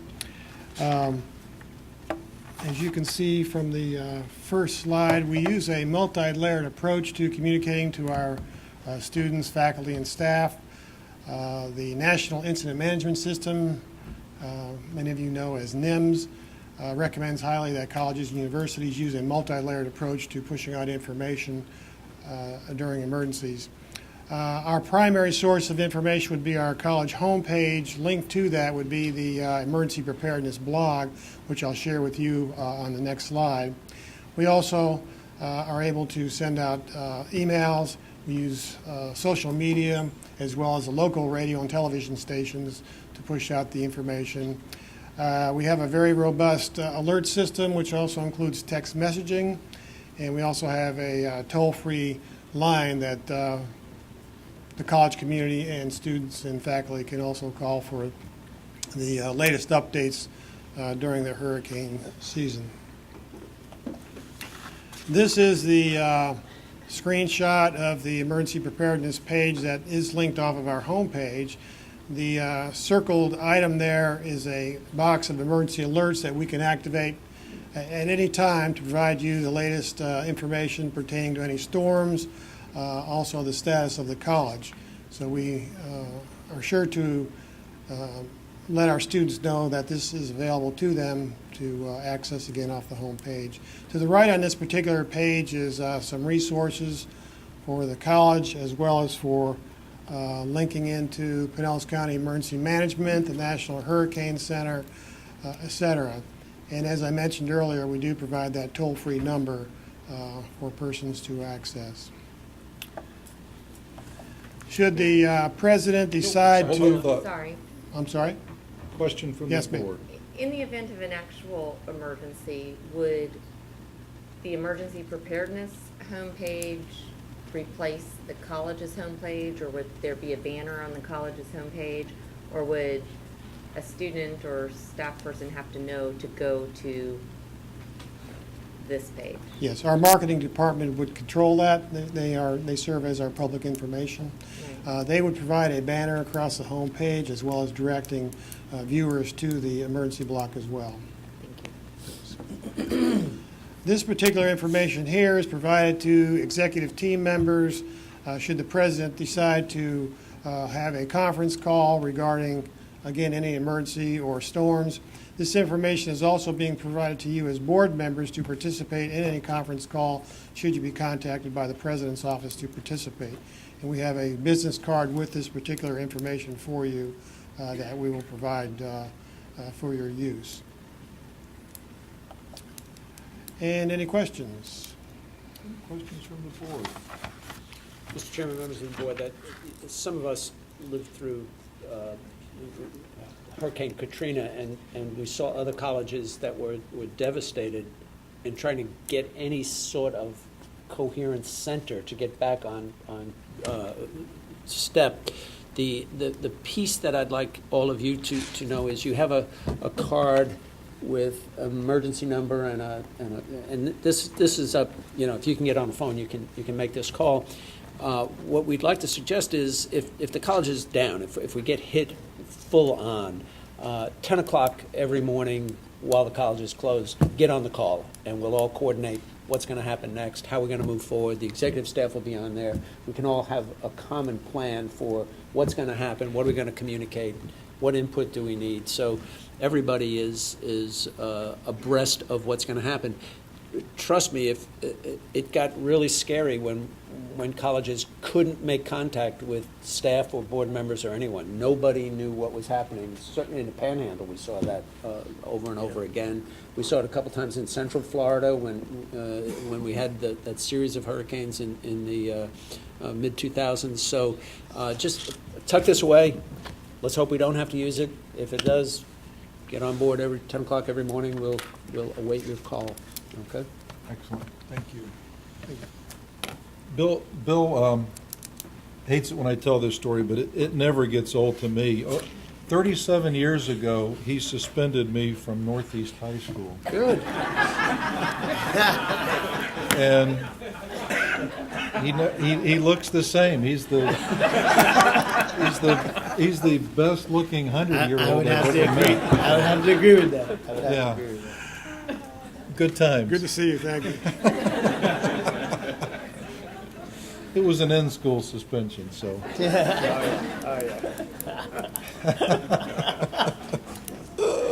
I had a lot of those. Oh, academic matters. It's an action item. Mr. Leopold. Good morning, Mr. Chair, members of the board, Dr. Law. I'm Joe Leopold, the Dean of Communications, and I'm here this morning to present on the program changes for the Sign Language Interpretation AS degree program. This first slide is pretty busy, so let me walk you through it and explain a couple of things. First of all, you can see above the top there the Interpreting AS. Those are students who are specifically enrolled in the AS degree program. Those are interpreting courses that occur after students have already completed their gen eds and some core courses. The Sign Language lower division, those are students who are enrolled in American Sign Language courses. The first two of which serve as a foreign language requirement, along with the Spanish and French courses that we offer. So you see for the last 4 years in the interpreting AS degree, we've gone from 155 students to 117. We've had a 26% decline in the interpreting side. In the sign language lower division, however, we've seen an increase in the number of students who are engaged in taking those courses to meet their foreign language requirement. We're flat at about 1%, but we do have 702 students enrolled in those courses. The number of graduates in the AS degree has declined from 2013-14 from 15, 9, 7, and this year at 5. There are some factors that have impacted this program. In 2012, the Registry for Interpreters of the Deaf changed their certification requirements to require a bachelor's degree in any field for students who wish to become interpreters or to be certified as interpreters. Furthermore, the state of Florida discontinued its certification program. So even if you're not going to be nationally certified and you want to be certified in the state of Florida, you had an option to do so. That's no longer the case. And in fact, the bachelor's degree is the coin of the realm on this. Furthermore, the AS degree that we offer can run students from 72 to 76 credit hours, the 76 meaning however many math courses he or she will need, depending upon the computer course students will need. And this runs students into excess credits because when students will go to transfer to USF, they bring in the AS, but they've still got to back up to do the AA and then go into the baccalaureate program. And we know that the state is very restrictive about the number of credits students can acquire or accumulate over the 120 hours. We're proposing instead that we make some changes that are much more student-centered. We already have AA transfer plans in place with USF via the FUSE. We've had these for a short period of time. In fact, this afternoon we are meeting with USF, the faculty and I, to discuss the continuation of these plans, the coordination of them for students, and the advertisement of it.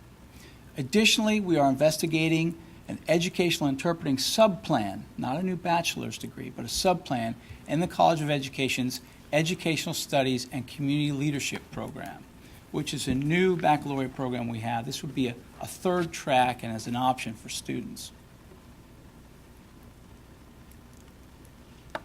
Our timeline looks like this, and I'll give you a little bit further explanation of where we are with faculty and working with our partners.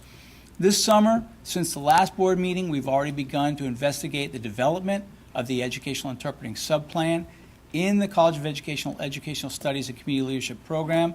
Faculty met with Professor Michael Poulin. Dr. Kim Hartman was supportive of this to discuss how the interpreting courses would be rolled into a subplan. It could be an easy fit.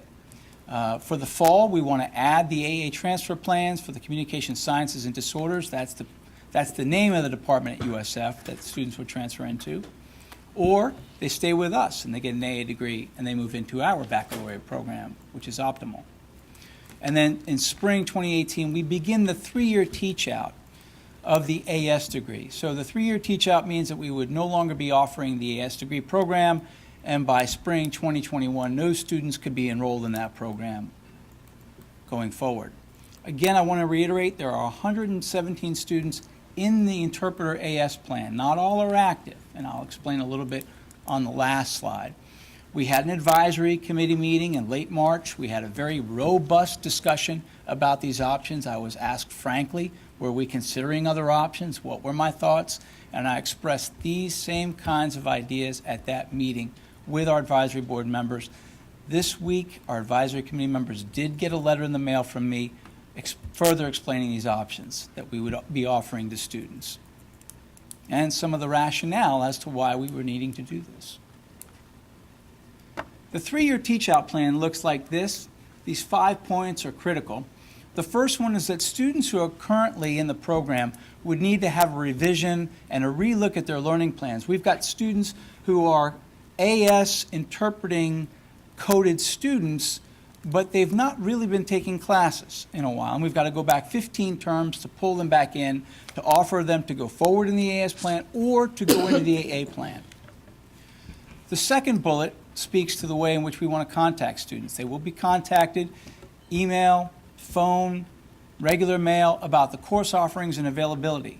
I want to make clear, because I know you may get questions from the community, we are not rolling back the courses that students would take in the 3-year teach-out. They would take the same courses required for completing the degree program within a 3-year time frame. Third, advisors would be notified of the closure and the 3-year teach-out plan through the REAL Team notification. The REAL Team is an acronym. It comprises about 400 advisors, associate provosts, deans, chairs. It goes out through an email transmission about changes in the program. Then there can be opportunities for a question and answer or some further feedback on these changes. The fourth bullet, again, as I mentioned, we're going to meet with USF today. The AA transfer plans will be promoted to the students. We want them to go into that, particularly those students who are coded as AS interpreting but haven't made any headway in the American Sign Language courses. They really need to be encouraged and supported to go into the AA transfer plans. And then finally, any information regarding the Ed Studies and the Community Leadership Bachelor's degree with this subplan will be shared as it is approved.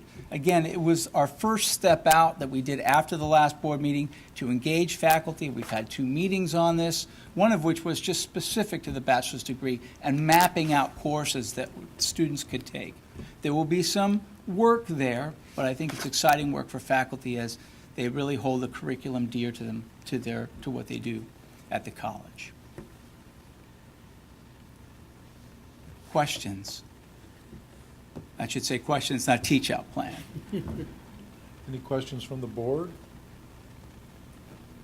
Do I have a motion to accept this? I have a question. Oh, I'm sorry, Mr. Stonesifer. Yes, sir. So, in summary, the language course in signing will still exist. Absolutely. As is.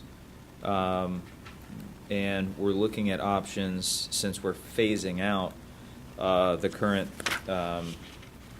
signing program as it stands, to either subsidize that or put that into another program that's not standalone.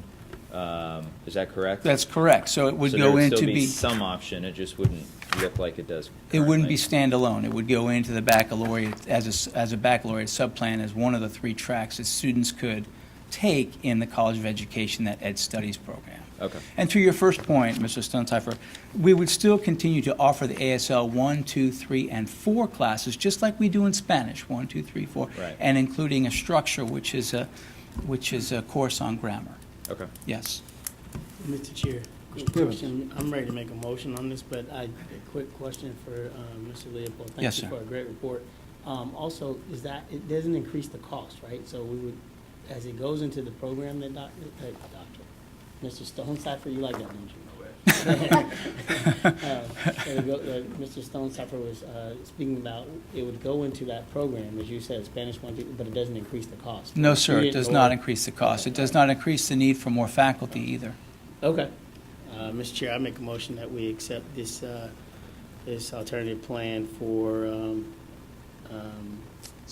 sign language program. Second. A motion and a second. Any more discussion? All in favor signify by saying aye. Aye. Any opposed? Motion carries. Thank you, sir. Thank you. Next agenda item is pretty exciting. We have a proposed articulation agreement with Florida A&M University, the Rattlers. This is very exciting. We worked on this for a while, and I know it was at the request of the board, really, to work on this. I think there's some great synergies here.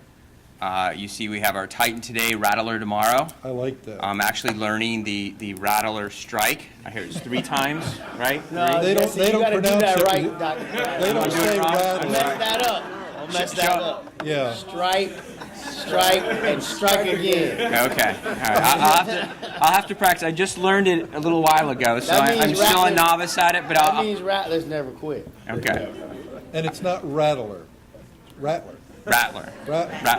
Okay, so I'm learning a lot today. Dr. Carrazzo, that's a shame that you're taking direction from our board chair. Hey.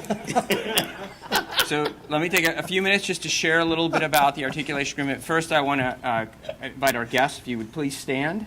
They came all the way down from Tallahassee just for this kind of historic signing.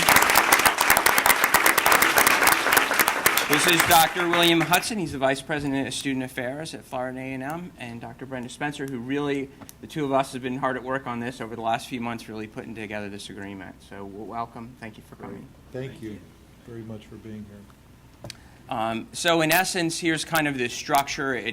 This particular agreement that we're asking for the President's signature and the Board Chair's signature today, and then we'll take that to Tallahassee and get the reciprocal from Florida A&M as well, is intended to improve the strength in the partnership that exists between our institutions. We want to have substantially measurable increases in access for students in all associate's, baccalaureate, and graduate degree programs.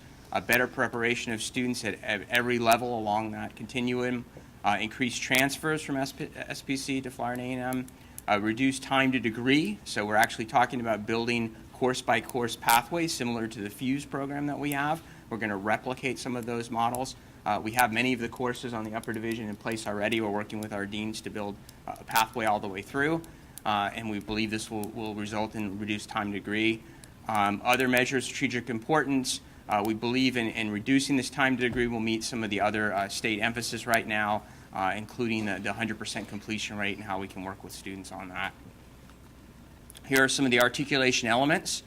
This would be guaranteed admission for SPCA grads and select AS programs. We're still working through some of the details on what those programs would be on the AS side. Possible modifications of transfer. In essence, we're really trying to strengthen the state 2+2 articulation model that's in place and enhance that. And then it's a concurrent enrollment status for SBC students. We've had that conversation with the FUSE program, how important it is for these students to realize I'm not just an SPC student. In this case, I would be a Florida A&M student who's actually taking classes at the SBC campus and supported by both institutions, and how critical that is for success. Expansion of the Florida A&M financial aid, so this might include scholarships. We're going to work through some of those details as well. We're looking forward to that. Exploring joint staff opportunities. This would be opportunities for having advising staff come down to SPC and meet directly with students and have some of those conversations on their pathway. In addition to having student trips go up to Tallahassee, which I think would be nice as well. And then for students that this model may not fit exactly and who may make that jump earlier than finishing their 2-year degree here, we're going to work together on a reverse graduation policy. So that would enable students to move sooner to actually come back here and still receive their 2-year degree here at St. Petersburg College. These are some of our proposed programs. We've got a few more that are in the hopper we're still working with the deans on, but these 5 look pretty good at this point. These are the SPC to FAMU Venom maps. And I got to work on that whole Rattler thing. But biology, accounting, engineering, journalism, and criminal justice will be some of our initial programs that we'll put together. I love it. And with that, any questions? Give our guests a chance to say. Would you guys like to come up and say a few words? This is great. Great work, everybody. Thank Welcome. you, thank you. Thank you, Mr. Chairman and members of the board. On behalf of our interim president, Dr. Larry Robinson, he wished he could be here. We're actually having a Board of Governors meeting at USF, so he sent me in his place. But I first want to say congratulations to Dr. Law. Dr. Law has been an important part of my life for the past 17 years as a mentor and a friend, so I definitely want to congratulate him. I also want to congratulate Dr. Williams. As a wife of a Rattler, we want to say keep striking and striking. But this partnership is something that is very near and dear to my heart. We really have this in place to assist the students. And Trustee Gibbons has been an important part of it as well, and we want to thank him. But this is something that I think is going to really benefit the students of this community, the state of Florida, and beyond. And so we want to make sure that it's a win-win, and I think it is for both institutions, and we're going to continue to work together for these students and have a great partnership with St. Pete College. Thank you, Mr. Chairman. Thank you. Mr. Chairman, the board asked me to do this, and my directive was get it done before I get out of here. So thank you very much. President Robinson was very accommodating when I was in Tallahassee a couple months ago. He convened his senior staff. We had a good meeting about how we would move this forward, so I am delighted to see this. These are good friends. Yes. Mr. Chair. Yes, sir. Dr. Law, thank you so much for getting this accomplished. I met with Dr. Robinson maybe, 3 months ago? We talked about it like 3 or 4 days later. And, HBCUs, I would never not serve on this board. It has been, a great run for me and a good opportunity. But HBCUs are such an integral part of the African American history and community. And one of the things that we have seen, as we saw today in our reports, that Dr. Renard and Dr. Coraggio did earlier, is that we have seen a decline in African American males going to college. I see this as a mechanism for recruiting for us, number one, and number two, giving a sense of hope and pride to students who want to go on to a 4-year institution. Now, my dad watches these meetings because he has nothing else better to do. I actually almost went to FAMU and Morehouse, but ended up turning them down. I'm not going to get into why. But I did not. But you should know that I'm the only man in my family to break tradition and not go to a HBCU. And so there are a lot of families. And today, I don't know about you, Mr. Chairman, but I'm going to tell you, I wouldn't have gotten the University of Florida now if I had to apply today, right? And FAMU, BCU, Florida Memorial, and so many others across this country, but those in Florida have been leading the way in terms of educating and giving a quality education to minorities for such a long time. And I think this is a wonderful partnership. I love from Titan to Rattler. I love the Venom track. I love it all. And I think that this is an opportunity for us to re-engage the community, to show them we're not just concerned about making sure that you get an AA track, that you are right back to where we said, you not on, I think, Mr. Chairman, you said it a couple months ago, if you want to own the company, come to SPC. We'll prepare you for where you need to go in the future. And I think this is just one of the ways that we're going to be doing it. This is a great articulation agreement. I would be remiss if I did not do this, but there's a lady by the name of Linda Barge Miles, and I know that people say that Dr. Law runs SPC and Dr. Robinson runs FAMU, but Linda Barge Miles is pretty high up there. So I want to say thank you to her, because on the first opportunity I called her to talk about this articulation agreement, I told her that I was sure that Dr. Law would work on this, but she was very instrumental in doing this. And thank you to you all for being here, and thank you to Dr. Robinson. I appreciate it. Thank you, sir. Couldn't have said it better myself. Any other discussion?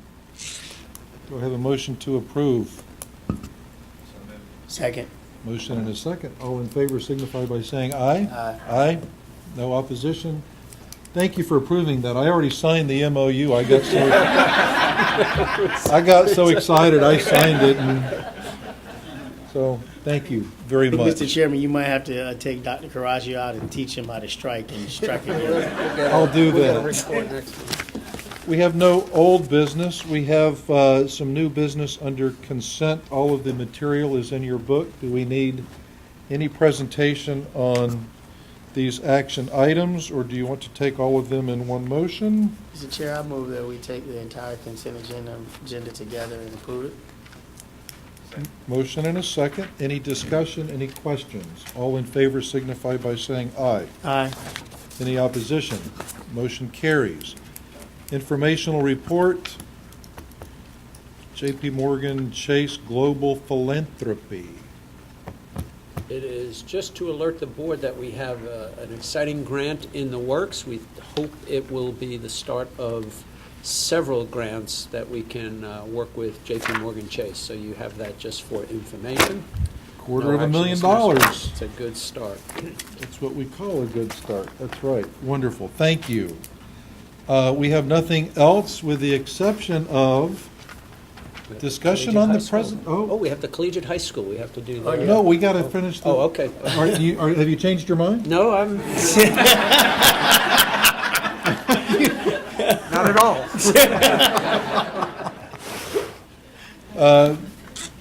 Members of the Board of Trustees, you have in front of you a presidential employment agreement between the college and Dr. Tanja Williams for your approval. I'll highlight some of the terms It is a 3-year term commencing on July 1st. Duties are those historically of a college president. The base salary agreed upon is $300,000. If the college gives bonuses or raises or other compensation increases to executive staff, then the president will receive the same raises and bonuses. And let me digress just a little bit. The methodology that we took in really looking at this and negotiating this with Dr. Williams, really we started with Dr. Law's contract. We looked at that. We looked at all things encompassing, and we used his contract as a template. We also looked at presidential packages of similar colleges and institutions, comparable of similar size. We compared Palm Beach, Broward, HCC. We wanted to make sure that we were competitive and not shortchanging anybody, but we also wanted to make sure that we were fair to the college in light of the budget. That's how we arrived upon the base salary. The base salary is the minimum base that was published for those seeking the presidential position. We agreed upon a $55,000 deferred compensation package, senior management benefits package that Dr. Williams and others already have, 30 days paid annual leave, the use of a vehicle. Again, I'm highlighting some additional leave so Dr. Williams can pursue those speaking engagements and consulting opportunities in academia. We have termination, death, disability, and for cause, and we won't have to worry about any of those for cause items because we know Dr. Williams very well. So that is the highlight. Again, we use Dr. Law's contract as a template. This is a very competitive package in light of, like I said, what other presidents are receiving. To keep things also in perspective, Dr. Law's base was $330 with deferred compensation of $85. So again, recognizing his years of contributions in the industry, and Dr. Williams in her pursuit as the new president, and opportunities for increases in compensation base pursuant to other raises we give to executives. I am going to recommend this for approval for Dr. Tanja Williams as the next president of St. Petersburg College. Any comments or questions? I know I went fast. I just have one question to clarify. Yes, Totally ma'am. supportive of everything. Just when it says, if the college gives bonuses, raises, or other comp increases to the executive staff, the president shall receive the, quote, same increases. Is that a formulaic bonus to executive staff? I'm just wondering if one VP gets one increase, a different executive staff gets a different, what does same increases Those are reviewable. mean, and is that reviewed by the, granted by the board? Reviewable automatic? annually, granted by the board through the budget process, and it's my understanding it's a percentage. It's a formula? It's the same as what everyone else receives. Percentage increase. Percentage. Right. Well, I presumed if there was an across-the-board percentage increase. Yes. Certainly. I just was, since the language says bonuses, raises, or other comp increases, that would imply it may not be an across-the-board increase. That's exactly If somebody receives a performance-based increase as opposed to a standard increase, I think is the intent a standard increase? I'm and a- with you, Ms. Cole, on that, actually. That's one of the comments I was going to make. Yeah. As well as, we are responsible for doing an annual evaluation for the Correct. president. So how is that, I mean, we can also give a. Correct. That is so- also correct. Yeah, so. So I'm should with you we, on that. I agree. I just don't know how it balances. I mean, if How does our that balance annual, out, and how do you describe it in this? correct, in this if our document? annual evaluation would result in a higher percentage, would this overrule that? Or if our annual evaluation would have resulted in How about if we strike, no percentage? and we'll clear this with Dr. Williams, strike bonuses, raises, and if the college gives a percentage compensation increase, does that work legal? Well, let me say this, Mr. Chair. Why don't we let's make our changes with the approval of whatever we approve here today, along with giving a 5-day time limit for Dr. Williams to have her counsel or whoever look at this and get it back to you as chair, and Mr. Lane for the final sign-off, because that would be not, listen, I wouldn't sign it unless my lawyer looked at it. I'm going to tell you right We now. can, but I think the meeting of the minds that we had, in essence, and correct me if I'm wrong, if we give a 3% increase or raise to executive staff, then that would also pertain to the office of the president. Is that? I guess I hear what you're saying. But I agree with Ms. Cole on this. Is the other part of that is we do an annual evaluation. So I think That's in addition. That's covered in addition to. Okay. That's in the contract. But I think the language needs to be worked, and we need to give everybody ample opportunity to review and get it back to you. I'll leave it at that. So I need a motion to approve the contract subject to the wordsmithing of that one sentence dealing with percentage increases for executive staff. I have one more question. Yes, ma'am. Sorry. No. Did you give a lawyer look at it? On page 5, the very first line, it says, "The college shall have the right to suspend president on full pay and benefits." Does that mean with full pay and benefits, or without, or on account of, or I just wasn't sure what the word on. It's section C, subparagraph 4.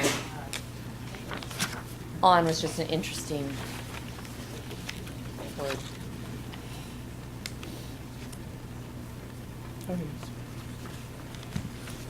On my copy, it's the top, very first line in page 5. Not that I expect we ever do suspend, but just out of curiosity, what does on full pay and benefits mean? Should be with. Should it be with or without? Yeah, I think that change is probably appropriate. So we would have the right to suspend with full pay and benefits. We would not have the right to suspend without full pay and benefits. No, I think it's with or without is the intent. Okay. So that the board has the option of doing what the board would do under those circumstances, and that's going to be dependent on the circumstances, obviously. Then you got to make that change. So could I request that we change the word on to with or without to clarify that? Okay. Okay. Thank you. Do I have a motion? Or, I'm sorry, any other questions? Mr. Chair, I just have a quick comment about it. So I'm glad to hear, because I had a lot of questions about this, because I'm usually not a person that votes on stuff without talking to our counsel about it. They're here. So, and I have to tell you, when you tell me you use the baseline data, so we are in the same ballpark as those colleges that you talked about earlier, and stay within the industry standard on all these, because that changes from time to time as it relates to different colleges and the college our size, right? Yes, and I can give you. No, I don't need to. Okay. You tell me yes. I've known you a long time. I trust you. You won't lie to me. But I just wanted to make sure that we did that. Also, no, I think that was the other question that Ms. Cole brought up. If you want to, we can give it to a judge now, and the judge came in the room and give it to her. I was going to recognize her at the end. I'm good with this. I'm fine. So I have a motion? As long as Dr. Williams, you okay with it, right? All right. Motion? So moved that we accept the contract agreement with the necessary changes and giving ample time for Dr. Williams to allow for her counsel to look it through and get it back to the chairman within a 5-day period of time. I move that we accept the employment agreement contract between St. Pete College and Dr. Thompson Williams. I have a motion. Do I have a second? Second. Any other discussion? All in favor signify by saying aye. Aye. Congratulations. Congratulations. Wonderful.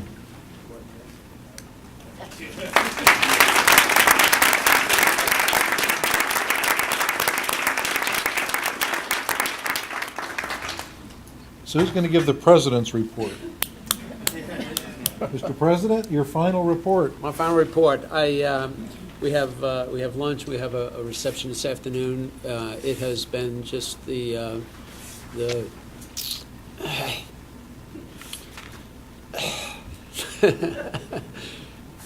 has met all of my expectations, and I hope I have met all of your expectations. This is a fine institution, and we have done everything we set out to do. The board gave me some very clear marching orders 7 years ago. We marched according to those orders. I am deeply indebted to the continued support of the board.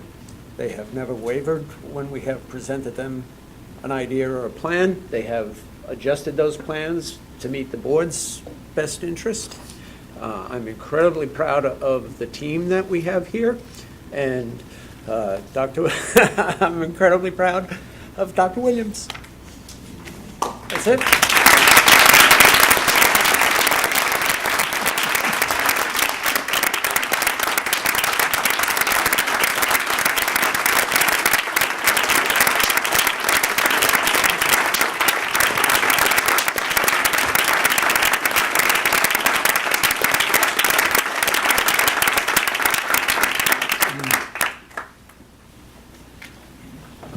Well spoken. Before we adjourn this meeting and go on to St. Pete Collegiate, I'd like to recognize Judge Laura Lee Westing, who is crying in the back there.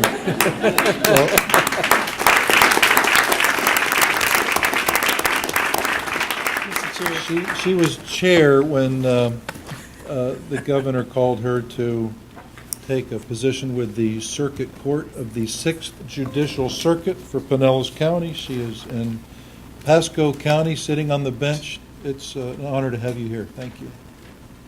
Mr. Gibbons. Mr. Chair, before we close, I'd just like to say, I know I've said this several times, but I can't let the opportunity pass. There have been a few people that I've met over the years that have changed the course of my life and have done a lot to help me and to move me and help me grow. And I want to say thank you to Dr. Law this morning for that. You have been a brother, a friend, a confidant, so many other things. We worked on things and been in foxholes together, and I wouldn't have anybody else there with me. Thank you. But, you know, the senior vice president of FAMU got up this morning and he talked about how Dr. Law has been a mentor and a friend for 17 years. And I can go all across this state and this country and find that no matter where I go, when I mention Dr. Bill Law, people not only know who you are, you're a respected Bill, and you have done so much in terms of changing lives in this state. And I don't know about anybody else, but I wanted to tell you, thank you so much for all you've done. Thank you for all of the minority students that you have put into the university system over the years across the country. But FAMU alone, when you were at TCC, I was talking to Dr. Robson, and he said to me, you know, the marching 100 would not have been the 100 without Bill Law. That's right. Right? That's right. And so there's so many things, Bill. Between you and Dr. Furlong, I think y'all could rewrite every education bill in the state of Florida. But it's just the institutional knowledge, the things you've done, your heart for young people and people who have a thirst for learning.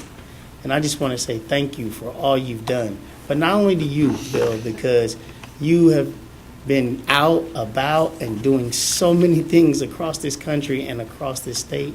But I want to say thank you to Pat, Ms. Law, because she shares you with us on a constant basis. Every time I've had an opportunity to be around her, she does nothing but want you to keep going and keep doing and keep helping. And that says a lot about you and your family and your children. And so thank you for being who you were to me and to this community. I appreciate it. Thank you so much.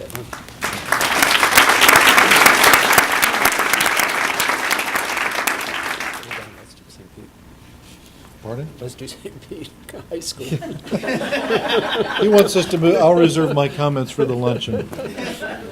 Anything else from the board? Okay, we're going to adjourn the Board of Trustee meeting at this time. And I will gavel in the meeting for the St. Petersburg Collegiate High School Governing Board meeting. Starla Metz.